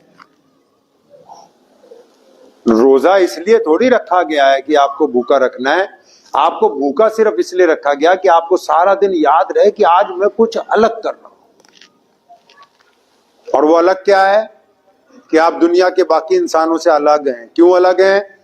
کیونکہ آپ کی آنکھیں جھکی ہوئی ہیں، کیونکہ آپ کی زبان میں ذکر ہے، کیونکہ آپ اپنے ہاتھوں سے غلط کام نہیں کریں گے، کیونکہ آپ کو غصہ نہیں آئے گا، کیونکہ آپ کسی سے آج لڑیں گے نہیں. وہ الگ یہ تھوڑی ہے کہ آپ بھوکے ہیں. نہیں، بھوکے تو بہت سارے لوگ پھرتے ہیں. تو میں امید کرتا ہوں کہ یہ جو موٹی موٹی خرابیاں ہیں جو نمازیوں میں ہم لوگ ایک دوسرے کے اوپر نگاہ رکھتے ہیں وہ، اور رمضان میں سحری اور افطاری میں اور بھاگ کے جلدی تراویحیں نپٹانے کی جو تکلیف ہے، دعا کیجیے اللہ کریم مجھے اور آپ سب کو اس سے نجات عطا فرمائے. عبادتیں الگ الگ طریقے کی ہوتی ہیں. کچھ عبادتیں ہوتی ہیں جو دل کو سکون دیتی ہیں، کچھ عبادتیں ہوتی ہیں جو انسان کے قلب کے اندر تسکین نازل کرتی ہیں، کچھ عبادتیں ایسی ہوتی ہیں جو اللہ سے اپنی بات منوا لیتی ہیں. روزے میں یہ ساری خصوصیات ایک ساتھ ہیں، کیونکہ روزہ جو ایک عبادت ہے یہ عام عبادت نہیں ہے، یہ اسلام میں انقلابی عبادت ہے. یعنی ایک ایسی عبادت جو انسان کے مزاج میں انقلاب برپا کر دیتی ہے، فوراً تبدیلی لے آتی ہے. کئی عبادتیں ہیں نا جو کرتے کرتے آہستہ آہستہ تبدیلی آتی. تسبیح کرتے ہیں، کچھ دن بعد اثر آنا شروع ہوتا ہے. نماز پڑھنا شروع کرتے ہیں، آہستہ آہستہ عادت بڑھتی ہے. روزہ تو ادھر رکھا اور فوراً جسم کے اندر، روح کے اندر، مزاج کے اندر، طبیعت کے اندر فوراً تبدیلی آ جاتی ہے. تو یہ انقلابی عبادت ہے. کون سی عبادت ہے جی؟ انقلابی عبادت ہے. اس عبادت میں باقی کی تمام چیزیں شامل ہیں. روزہ ہے تو اس میں نماز بھی ہے، روزہ ہے تو قرآن پاک کی تلاوت بھی ہے، روزہ ہے تو تسبیحات بھی ہیں، روزہ ہے تو پھر مسجد کی زیارت بھی ہے، روزہ ہے تو درود پاک کی کثرت بھی ہے. یہ ایک ایسی عبادت رسول کریم صلی اللہ علیہ وسلم کو اللہ کریم نے عطا فرمائی کہ جو انسان کے مزاج میں انقلاب برپا کر دیتی ہے. اب جو لوگ روزہ رکھ رہے ہیں اگر ان کے مزاج میں انقلاب برپا نہیں ہوا ہے, تبدیلی نہیں آئی, تو اس کا مطلب ابھی روزہ ہوا ہی نہیں ہے. رمضان کے 3 اشروں میں اس کو تقسیم کیا گیا رمضان المبارک کو. پہلا اشرہ رحمت ہے, دوسرا اشرہ مغفرت کا ہے, اور تیسرا اشرہ جہنم سے آزادی کا ہے, خلاصی کا ہے. لیکن روزہ رکھوایا کیوں ہے اور رسول کریم صلی اللہ علیہ وسلم کو اتنی بڑی عبادت اللہ تبارک و تعالیٰ نے عطا کیوں فرمائی؟ ہم روزہ رکھتے کیوں ہیں؟ اگر کوئی غیر مسلم دوست ہم سے پوچھے کہ آپ روزہ کیوں رکھتے ہیں تو کیا جواب ہے اس کا؟ اور پھر روزہ 1-2 دن کا ہو سکتا تھا, یہ پورے مہینے کا روزہ کیوں ہے؟ روزے کو فرض ہونے کے لیے بنیادی وجہ کیا ہے؟ آخر وہ کون سی وجہ ہے کہ اللہ کریم نے اس روزے کو رکھنا ہم پر فرض قرار دیا, ضروری قرار دے دیا گیا؟ روزے دار کے لیے ہم جو بھی کام کرتے ہیں, چاہے وہ کاروبار ہو, چاہے وہ دنیاوی ہو, چاہے وہ دینی ہو, جو بھی کام کرتے ہیں اس کی بنیادی وجہ ہمیں معلوم ہونی ضروری ہے. بنا وجہ کے معلوم ہوئے وہ کام پائے تکمیل تک نہیں پہنچ سکتا ہے. سن 2 ہجری میں 29 شعبان کو 622 عیسوی بنتی ہے, ستمبر کا مہینہ ہے,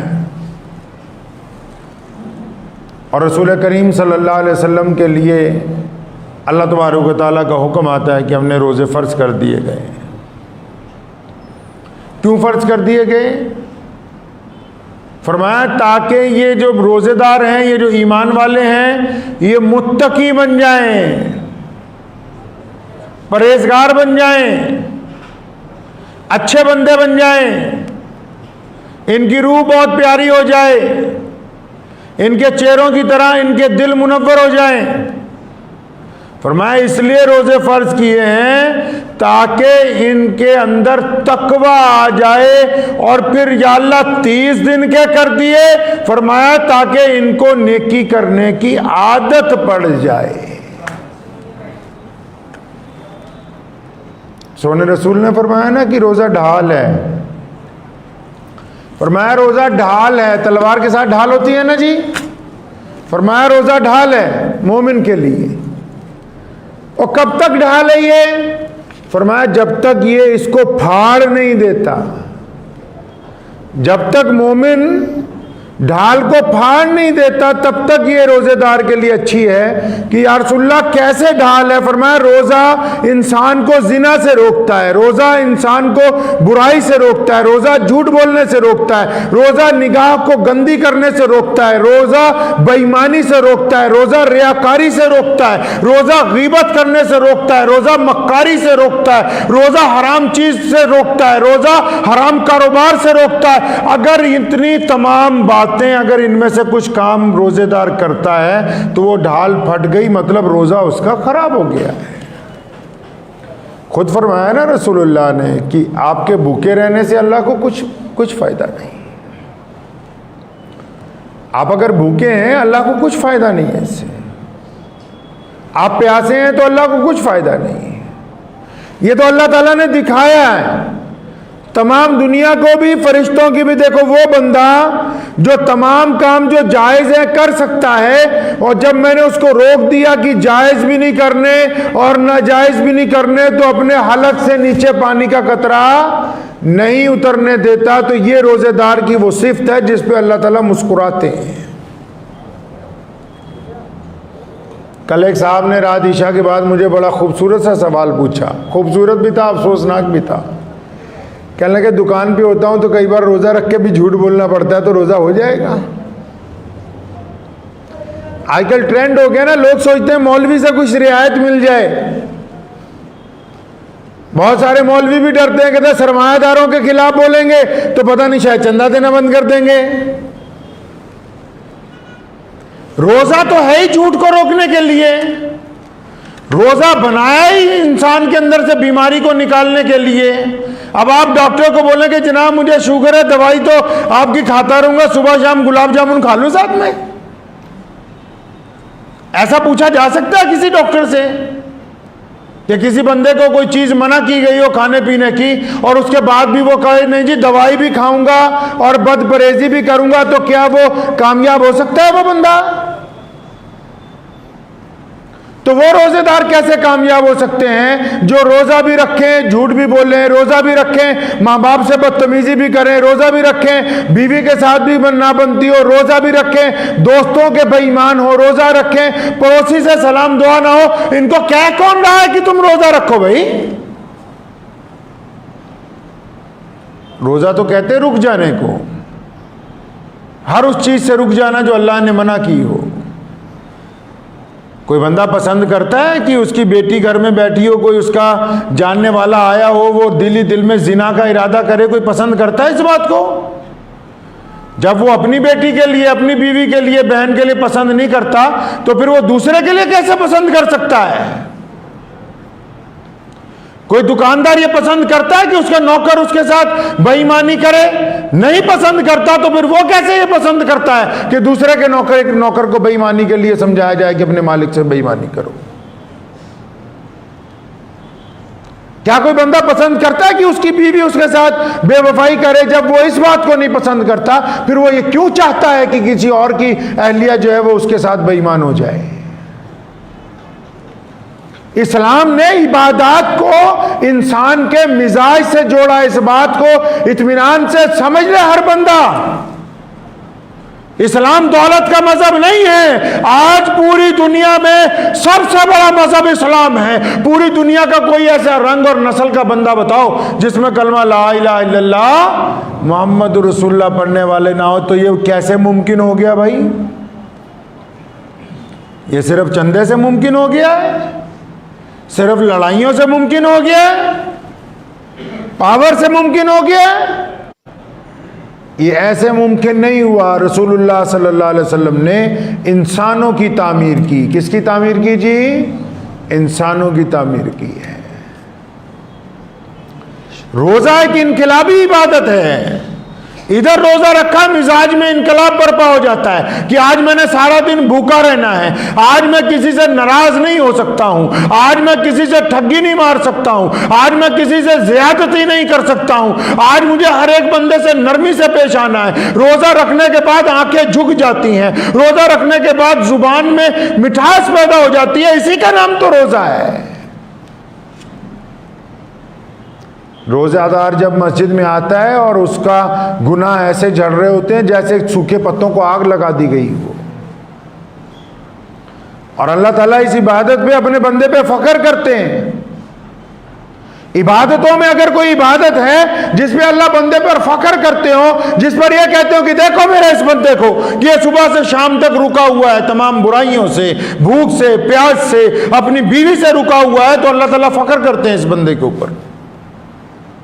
تمام عبادتوں میں روزہ ایک ایسی عبادت ہے صرف۔ اور سونے رسول حضرت محمد رسول اللہ صلی اللہ علیہ وسلم نے ہمیں سکھایا ہے کہ روزہ ہمیں پورے سال کے لیے تیار کرتا ہے۔ ہم رنگ روگن کرتے ہیں نا، پورے سال گھر چمکتا رہتا ہے۔ کوئی کام کرتے ہیں سال میں، کوئی گاڑی کو ورک شاپ میں بیچتے ہیں کہ دوبارہ تیار ہو جائے، تو یہ مہینہ ہماری ورک شاپ کا مہینہ ہے۔ بچوں کو کیمپنگ کے اوپر بھیجتے ہیں کہ کوئی سیکھ کے آئیں گے، یہ ہماری کیمپنگ کا مہینہ ہے۔ افسران کو ٹریننگ پر بھیجتے ہیں کہ ان کو پتہ لگے لوگوں سے معاملہ کیسے کرنا ہے، یہ ہماری ٹریننگ کا مہینہ ہے۔ اس مہینے میں نہیں سیکھیں گے تو پھر کب سیکھیں گے بھائی؟ اس مہینے میں اکرام مسلم نہیں آئے گا تو کب آئے گا؟ ایک بات نوٹ کر لو، پلے سے باندھ لو اطمینان سے۔ جس کو روزہ رکھ کے بھی غصہ آتا ہے نا، روزہ رکھ کے بھی جو اکڑتا ہے، روزہ رکھنے کے بعد بھی جس کے ماں باپ کو اس سے ڈر لگتا ہے، روزہ رکھنے کے بعد بھی جو بے ایمانی نہیں چھوڑ رہا، روزہ رکھنے کے بعد بھی نماز نہیں پڑھتا ہے، روزہ رکھنے کے بعد بھی لوگوں کو زنا کی نگاہ سے دیکھتا ہے، روزہ رکھنے کے بعد بھی جھوٹ بولتا ہے، لکھ کے لے جائیے دل کی تختی پر، ایسے بندے کا روزہ ہو ہی نہیں سکتا کسی کی، روزہ نہیں ہے اس کا، اس کو غلط فہمی ہے کہ میں نے روزہ رکھا ہے، وہ بھوکا اور پیاسا ہے، بس روزہ نہیں رکھا ہے اس نے۔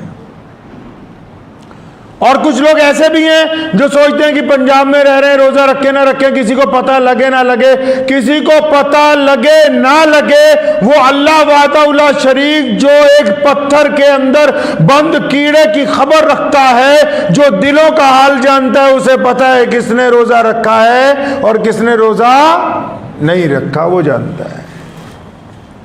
کس کو دھوکہ دینا چاہتا ہے بندہ؟ کس کو دھوکہ دینا چاہتا ہے؟ اللہ کو دھوکہ دینا چاہتا ہے یا اپنے آپ کو دھوکہ دے رہا ہے؟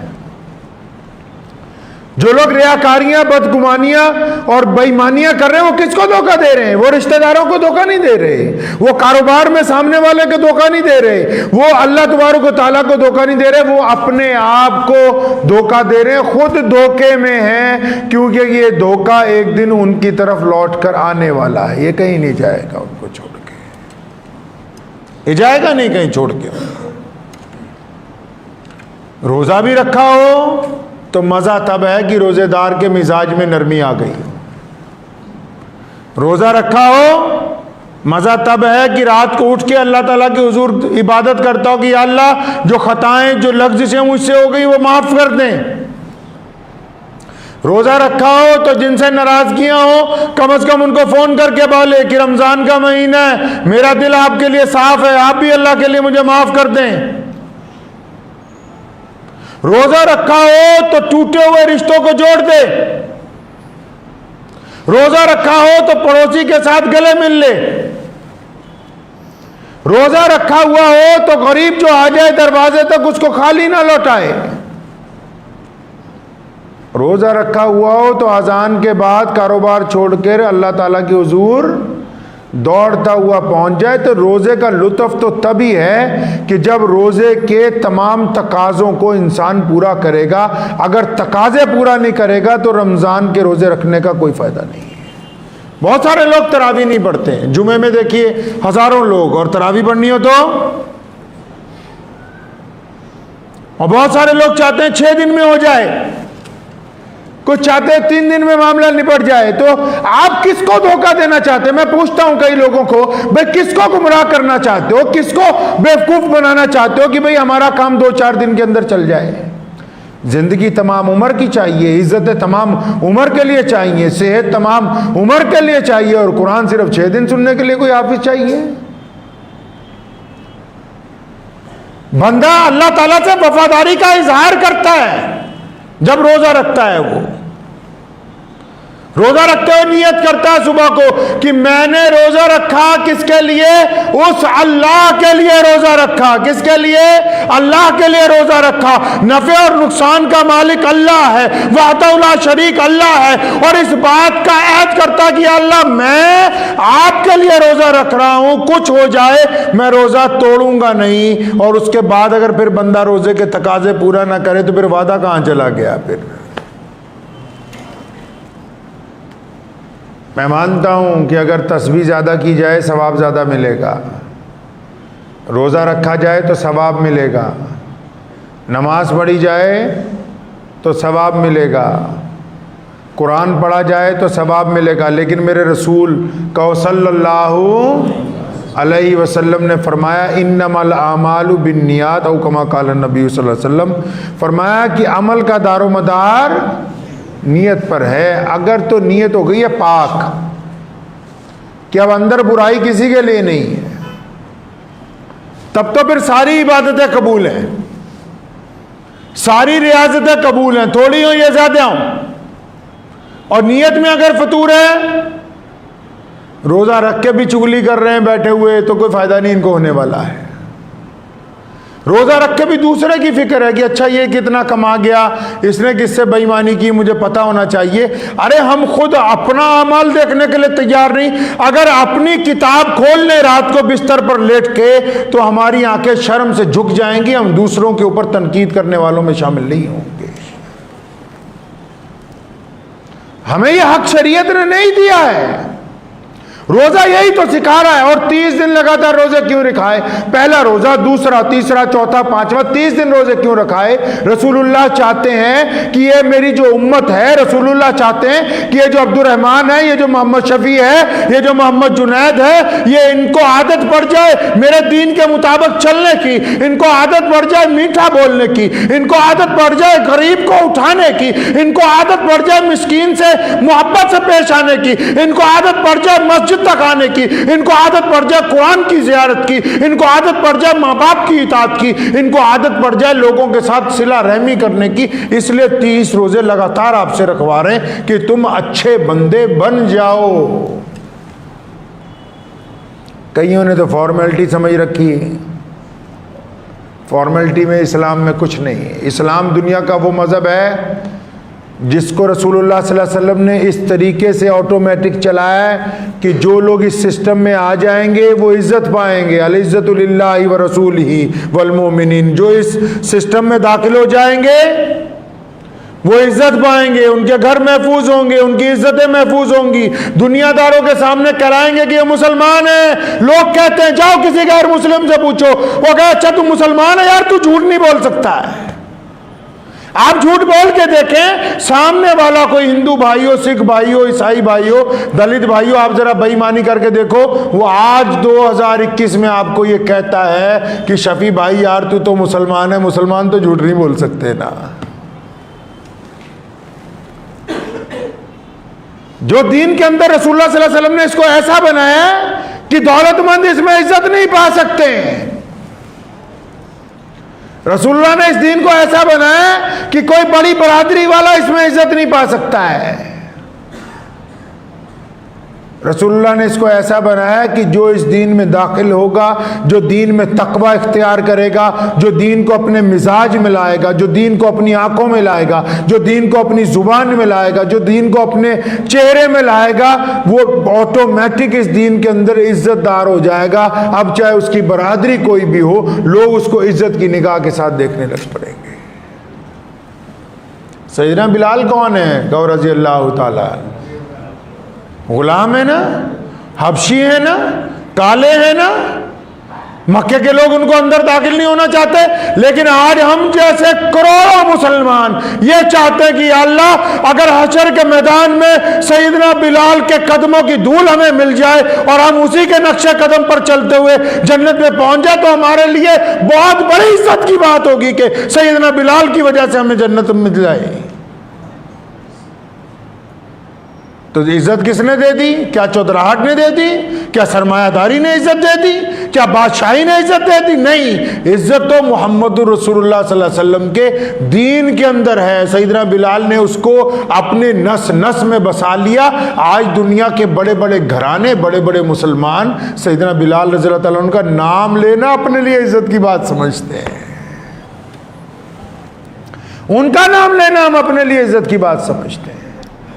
جن کو ابو جہل کہتا تھا یہ غلام ہے، جن کو امیہ مارتا تھا، جن کو عتبہ کہتا تھا اس کی ذات برادری بڑی نیچی ہے، جن کو ابو لہب کہتا تھا یہ کالا ہے، آج ان کا نام لینا مسلمانوں کے بڑے سے لے کر چھوٹے لوگ تک، مسلمانوں کے شیخ الحدیثوں سے لے کے حرم کے امام تک، آج بلال رضی اللہ تعالیٰ عنہ کے روضے پہ کھڑا ہو کے سلام پیش کرنا اپنے لیے عزت کی بات سمجھتے ہیں۔ تو پتہ لگا کہ عزت تب ملے گی جب آپ محمد الرسول اللہ صلی اللہ علیہ وسلم کے سسٹم میں۔ اس بات کو سمجھیے اطمینان سے کہ روزہ انقلابی عبادت ہے، یہ ہمارے میں تبدیلی چاہتا ہے۔ روزہ ہم میں تبدیلی چاہتا ہے میرے بھائی۔ اگر روزہ رکھ کے تبدیلی نہیں آ رہی، وہ روزے دار جھوٹ بول کے مال بیچ دے گا، یہ ممکن نہیں ہے۔ روزے دار کو خود سوچنا چاہیے کہ ہم کہاں کھڑے ہیں، کیا کر رہے ہیں، ہم کیا ہمارے لیے جائز ہے، کیا ہمارے لیے ناجائز ہے۔ اطمینان کے ساتھ آپ کے دروازے تک کوئی پہنچ گیا. محمد رسول اللہ رمضان جب شروع ہوتا تھا, امی عائشہ رضی اللہ تعالیٰ عنہ فرماتی ہیں کہ ہوا کم تیز چلتی تھی, محمد رسول اللہ اس سے زیادہ تیزی کے ساتھ لوگوں کو پیسے, لوگوں کو چیزیں, لوگوں کو کھانے پینے کی اشیاء بانٹتے تھے. فرمایا ہوا اتنی تیز نہیں چل سکتی جتنی تیزی سے محمد رسول اللہ صلی اللہ علیہ وسلم لوگوں سے فیاضی فرماتے تھے. تو رمضان المبارک کا یہ پہلا جمعہ ہے. ابھی ہماری لاٹری لگی ہوئی ہے بھائی, 27 روزے پڑے ہیں. کتنے پڑے ہیں جی؟ 27 پڑے ہیں. کچھ نہیں نقصان ہوا ہے ابھی. اب یہ 27 روزے محمد رسول اللہ صلی اللہ علیہ وسلم کے حکم کے مطابق چلنے چاہیے. چلیں گے جی انشاءاللہ رسول اللہ کے حکم کے مطابق. روزے دار کے لیے کیا حکم ہے کہ پہلے تو نیت دل میں پاک ہو کہ نفع اور نقصان کا مالک کون ہے جی؟ اللہ ہے. اور محمد رسول اللہ کے علاوہ ہم بات کسی کی نہیں مانتے, تو جو رسول اللہ نے کہا ہے وہ روزہ دار کرے گا انشاءاللہ تعالی.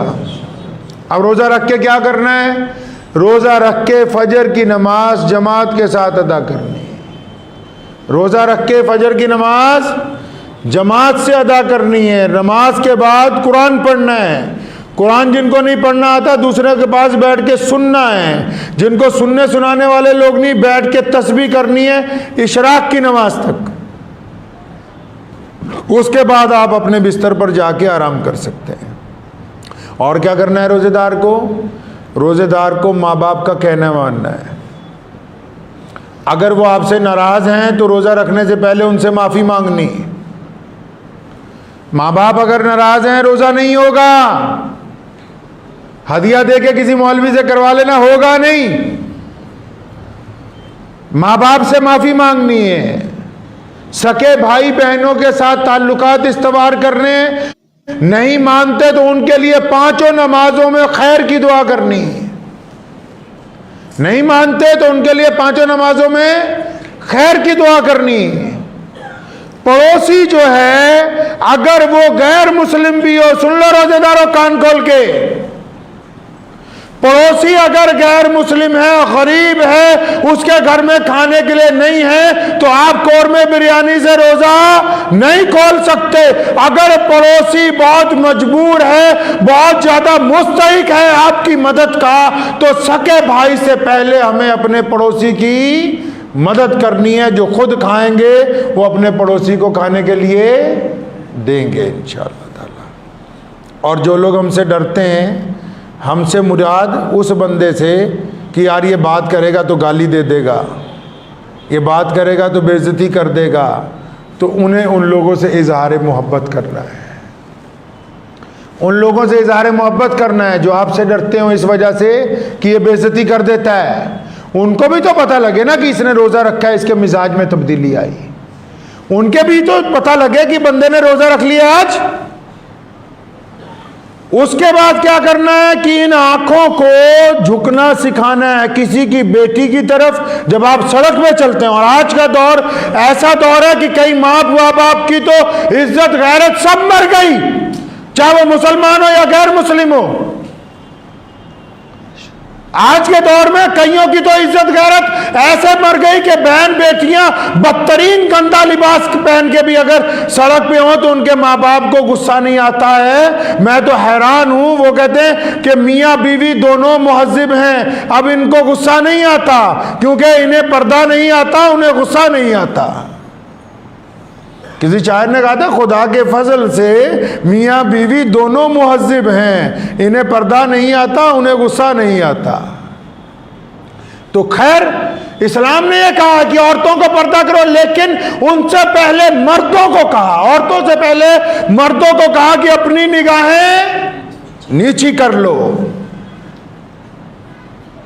صرف عورتوں کے اوپر ذمہ داری نہیں ڈالی معاشرے کو پاک رکھنے کی, مردوں کو کہا اللہ تبارک و تعالیٰ نے رسول اللہ صلی اللہ علیہ وسلم کے ذریعے کہ یہ عورتیں جب لمبا چوڑا برقع پہنتی ہیں ان مردوں کو بھی بتا دو کہ اپنی نگاہیں نیچی کر لیں. تو روزے دار کے اوپر کیا ذمہ داری ہے کہ جب باہر سڑک پر نکلے تو آنکھوں سے زنا نہ کرے, روزہ ٹوٹ جائے گا. سڑک پر کوئی غریب ٹکر گیا, وہ آپ کے آگے ہاتھ پھیلا رہا ہے اللہ کے لیے, تو اس کو خالی نہ لوٹائیں, اپنی ہمت کے مطابق اس کو پیسے دیں. گھر والوں کے ساتھ روزہ رکھ کے ظلم نہ کریں. گھر والوں کے ساتھ روزہ رکھ کے جو سامنے آ جائے تو بعض اوقات اس کو شکر کے ساتھ کھائیں, صبر کے ساتھ کھائیں. محمد رسول اللہ صلی اللہ علیہ وسلم نے بعض اوقات 2 کھجوروں کے ساتھ سحری کی. حضور صلی اللہ علیہ وسلم کی سحری کے اور رمضان کے کچھ اور واقعات ہیں. آج وقت ہو گیا, اگلے جمعے انشاءاللہ تعالی اللہ نے چاہا تو آپ حضرات کے سامنے پیش کروں گا. لیکن جب کوئی بندہ آپ کے پاس آ جائے تو اس کو خالی نہ, اگر نہیں دے سکتے تو ڈانٹے نہیں. قرآن نے کہا ہے کہ یتیم کو, مسکین کو ڈانٹو نہیں. اللہ نے فرمایا ہرگز مت ان کو ڈانٹنا, ان کو نہ ڈانٹیں. پھر اپنے مزاج کے اندر تبدیلی لائیں کہ یار میرے میں فلاں عادت گندی ہے, وہ میں چھوڑ دوں. اگر آپ کچھ ایسا کریں گے تو یہ روزہ قبول ہو جائے گا. کریں گے انشاءاللہ تعالی. یہ تو ہمیں پتہ ہے نا جی اپنے اندر.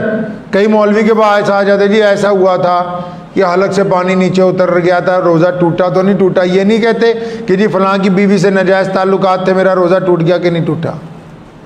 کہ جی دکان پہ 200 روپے ناجائز کسی گراہک سے لے لیے, روزہ ٹوٹا کہ نہیں ٹوٹا.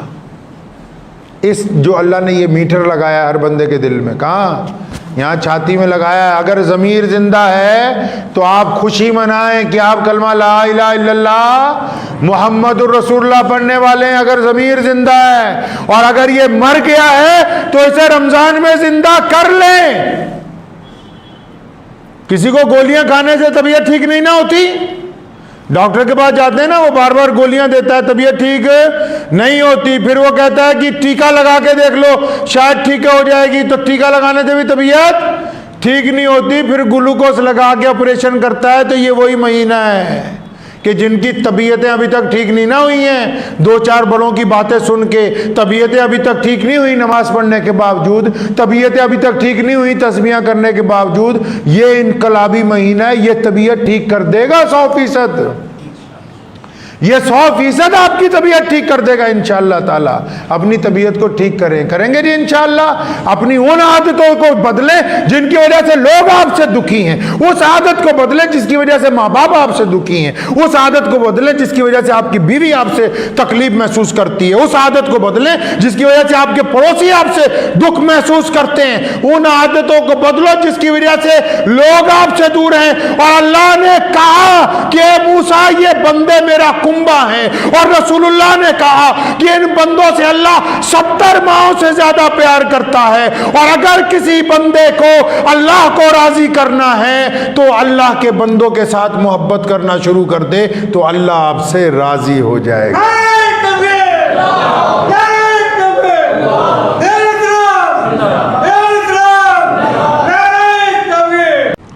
سیدنا علی رضی اللہ عنہ فرماتے ہیں, مولا علی نے کہا کہ کسی کا ایک رمضان کا روزہ چھوٹ جائے تو پھر اس کے بعد روزے رکھنا شروع کرے رمضان کے بعد, کہ ایک روزہ رمضان میں چھوٹ گیا تھا, پھر ساری زندگی روزے رکھتا رہے. لیکن وہ جو ایک روزہ رمضان کا چھوٹا, جو ایک روزہ رمضان کا چھٹ گیا, ساری زندگی روزے رکھتا رہے گا. رمضان کے اس ایک روزے کے برابر اجر حاصل نہیں کر سکتا ہے. رمضان کے اس ایک روزے کے مطابق اجر نہیں حاصل کر سکتا ہے. کس نے کہا کہ بلا عذر روزہ چھٹ سکتا ہے؟ کئی حضرات کو ہم دیکھتے ہیں اپنے معاشرے میں, ان کی تراویح کی رکعت روز چھٹ جاتی ہیں, کئی پڑھنے کے لیے تیار نہیں ہوتے. حضرات صحابہ کرام رضی اللہ تعالی اجمعین کو کبھی دیکھا ہے آپ نے؟ آج بھی پوری دنیا میں جو لوگ صحابہ کرام رضی اللہ تعالی اجمعین کے طرز عمل پر زندگی گزارتے ہیں, کبھی ان کو دیکھا ہے؟ لوگ رمضان آنے سے پہلے رمضان کی تیاری کرتے ہیں, رمضان آنے سے پہلے اپنی نوکریوں سے فراغت حاصل کرتے ہیں, رمضان آنے سے پہلے کاروبار کو سمیٹتے ہیں, رمضان آنے سے پہلے گھروں کے اندر مرمت کا کام ختم کرتے ہیں. رمضان تو بس پھر جب آ جاتا ہے تو پھر بس وہ ہوتے ہیں اور ان کا رب ہوتا ہے. طے کرتے ہیں کہ ایک مہینہ اللہ کے لیے, اس ایک مہینے میں جو کام ہوں گے اللہ کے لیے ہوں گے. بہت سارے لوگوں کا عذر ہے کہ وقت نہیں ہمیں تراویحوں کے لیے مل پاتا. جو بندہ اپنے لیے وقت نہیں نکال پا رہا تو پھر اس کو زندگی جینے کا کیا فائدہ ہے؟ نماز کس کے لیے؟ اللہ نے فرمایا جو بندہ نماز پڑھتا ہے میں اس کا فائدہ کرتا ہوں، اس کو متقی بناتا ہوں۔ روزہ کس کے لیے؟ فرمایا جو روزہ رکھتا ہے میں اس کے گناہ جھاڑ دیتا ہوں۔ جو زکوٰۃ دیتا ہے اس کا مال پاک کر دیا جاتا ہے۔ جو راتوں کو اٹھ کے قیام کرتا ہے، اللہ فرماتے ہیں ان کی مغفرت کا اعلان کر دیا جاتا ہے۔ عبادتیں کس کے لیے؟ جو بندہ اپنی ذات کے لیے مخلص نہ ہو، اس سے بڑا ظالم کون ہوگا؟ یا جس اولاد کے لیے تو ٹھگیاں مار رہا ہے نا، یا جس اولاد کے لیے تو بے ایمانی کرتا ہے، یا جس بیوی کی خواہشات پوری کرنے کے لیے لگا ہوا ہے کہ میں رمضان کے اندر یہ کر دوں، ان کو وہ کر دوں، جس دن مر جائے گا کہیں گے پھٹافٹ اس کا جنازہ اٹھاؤ، ہم ایک رات اس کو فالتو اپنے گھر میں رکھنے کے لیے تیار نہیں ہیں۔ جن کے چکر میں جن کو خوش کرنے کے لیے لگا ہوا ہے نا بندہ کہ میں ان کو کسی طرح خوش کر دوں، ارے یہ تیری رضامندی سے خوش ہونے والے نہیں ہیں۔ جن یاروں کی محفلوں میں بیٹھتا ہے، مرنے کے بعد کتنے ایسے ہوں گے جو تیرے لیے مغفرت کی کبھی دعا کرتے ہوں، اٹھ کے گئے ہو کسی مدرسے میں، کسی مسجد میں، سنا کبھی کسی کا کوئی دوست آیا کہ میرے دوست کا انتقال ہو گیا ہے، قرآن پاک ختم کرا دو؟ سنا آپ نے کبھی؟ مجھے بتاؤ، اتنے مولوی ہیں، کوئی آیا تمہارے پاس؟ ارے جن کے چکر میں خدا کو چھوڑ رہے ہو، جن کے چکر میں رمضان کی مقدس ساعتوں کو چھوڑ رہے ہو، ان کا تعلق اسی وقت تک ہے جب تک عزت ہے، شہرت ہے، طاقت ہے، جان ہے، مال ہے۔ جب جان نکل گئی تو پھر ان میں سے کوئی ساتھ آنے والا نہیں ہے، کوئی نہیں ہے۔ نماز نے ساتھ جانا ہے، روزے نے ساتھ جانا ہے، تلاوت نے ساتھ جانا ہے، صدقہ ساتھ میں جائے گا، زکوٰۃ ساتھ میں جائے گی، نیکی ساتھ میں جائے گی، بھلائی ساتھ میں جائے گی۔ اچھا جو چیزیں ساتھ جانے والی ہیں ان کے قریب نہیں لگتا، اور جو ساتھ جانے والی نہیں ہیں 24 گھنٹے ان کی رضامندی کے چکر میں لگا ہوا ہے۔ کچھ بندے کو اپنے لیے بھی کر لینا چاہیے۔ اگر ہم یہ مان لیں کہ سیلفش بندہ ہی آج کے دور میں کامیاب ہے، تو کم از کم بندہ اتنا سیلفش تو ہو کہ اس کو اپنی نماز کی فکر ہو، اپنے روزے کی فکر ہو، اپنے گھر کی فکر، زکوٰۃ کی فکر ہو، اپنے صدقات کی فکر ہو۔ کم از کم اتنا تو اس کو اپنا خیال ہو کہ جب میں دنیا سے جاؤں گا تو میرے ساتھ کیا جانے والا ہے۔ اپنے مزاج میں انقلاب برپا کریں، اور یہ انقلاب صرف عبادت کا نہیں ہوتا ہے۔ کچھ لوگوں کو غلط فہمی ہے کہ انقلاب صرف عبادت ہی برپا کرتی ہے۔ اگر صرف عبادت انقلاب برپا کرتی تو رمضان میں صبح صادق سے لے کے سورج ڈوبنے تک بھوکے پیاسے رہنے کا حکم جاری نہیں کیا جاتا۔ پتہ لگا کہ روحانی انقلاب برپا کرنے کے لیے فزیکلی انقلاب بھی، مطلب جسم کو بھی انقلاب کی طرف لگانا ضروری ہے۔ کسی کے پاس پیسہ بہت ہو، وہ کہے کہ میں پہلوان بن جاؤں، تو وہ پیسے سے کاجو بادام کھا سکتا ہے، لیکن جب تک یہ ڈائٹ اچھی، یہ آپ کو اچھا طاقتور پہلوان نہیں بنا سکتی جب تک آپ اپنے جسم کو مشقت کے اندر نہیں ڈالیں گے۔ اسی طرح روزہ ہے۔ روزہ صرف یہی نہیں کہ ہم کھلوا دیا تو مسئلہ حل ہو گیا، بس کسی کو روزہ رکھوا دیا تو مسئلہ حل ہو گیا۔ جب تک ذاتی طور پر اس میں ملوث نہیں ہوں گے، جس طرح آپ چاہتے ہیں کہ میری جائیداد بنے تو میرا نام کاغذات میں ہونا چاہیے، بل میرے نام کے اوپر بننا چاہیے، اسی طرح روزہ جو ہے وہ یہ چاہتا ہے کہ جب تک آپ کا جسم، آپ ذاتی طور پر، روحانی طور پر تو شامل ہو گئے، جسمانی طور پر جب تک آپ روزے میں شامل نہیں ہوں گے، روزہ اپنے کمال کو امام بہقی کی یہ حدیث ہے۔ حضور نبی علیہ الصلوۃ والسلام نے فرمایا اللہ تعالیٰ فرماتے ہیں فرشتے اللہ تعالیٰ کے پاس جاتے ہیں، فرشتے اللہ کے پاس جاتے ہیں کہ آپ نے حکم دیا، یہ حدیث کا مفہوم میں بیان کر رہا ہوں، اور اس کو دل کی تختی کے اوپر لکھ کے لے جائیے آج آپ۔ اس حدیث سے یہ بات طے ہوگی کہ اکیلا روزہ صرف نماز پڑھنے سے مکمل ہونے والا نہیں ہے۔ روزے دار کا غیرت मंद होना जरूरी है। रोजेदार के अंदर गैरत भी होनी चाहिए। कहते हैं ना कि बेगैरत इंसान का कुछ नहीं हो सकता है, तो गैरत होनी भी बहुत ज़रूरी है। नबी अलैहिस्सलाम ने फरमाया, अल्लाह फरमाते हैं, फरमाया अल्लाह ताला फरमाते हैं, फरिश्ते पूछते हैं अल्लाह जी आपने कहा कि फलां बस्ती को पलट दो, इस पे अजाब नाजिल कर दो। तो फरिश्ते अपने हिसाब से अल्लाह ताला को बताने जा रहे हैं कि आपका हुक्म आया कि फलां बस्ती है, इसको पलट दिया जाए, यानी अजाब पहुंचाया जाए, इसको ख़त्म कर दिया जाए। तो फरमाते अल्लाह जी इस बस्ती में तो अल्लामा साहब रहते हैं, इस बस्ती में तो शेखुल हदीस साहब रहते हैं, इस बस्ती में बड़े मौलाना रहते हैं। अल्लाह जी इस बस्ती के अंदर फलां बड़े हाजी साहब रहते हैं, इस बस्ती में मुसलमानों का फलां पीर रहता है, इस बस्ती में मुसलमानों का फलां सबसे बड़ा सदर रहता है। यह हदीस की मैं तफसीर आपको बयान कर रहा हूँ। आप वो अल्लाह ताला ने फरमाया, अल्लाह ताला को फरिश्ते जाके कहते हैं आपने तो कह दिया कि इस बस्ती को पलट दें, लेकिन यहाँ तो वो भी रहते हैं। कौन? फरमाया जिनकी कभी नमाज कज़ा नहीं होती और जिन्होंने कभी पलक झपकने के लिए, यह हदीस का लफ्ज़ है, फरमाया पलक झपकने के लिए जब किसी ने गुनाह नहीं किया वो लोग इस बस्ती में रहते हैं।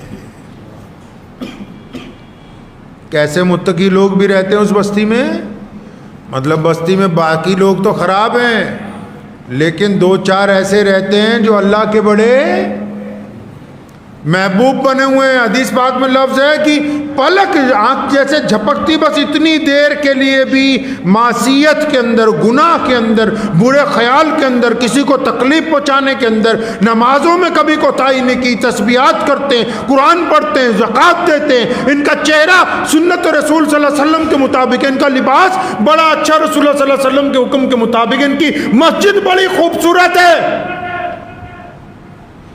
ये जब एतकाफ में बैठते हैं इनके साथ हजारों लोग एतकाफ के अंदर बैठते हैं, ये ज़कात बड़ी बांटते हैं।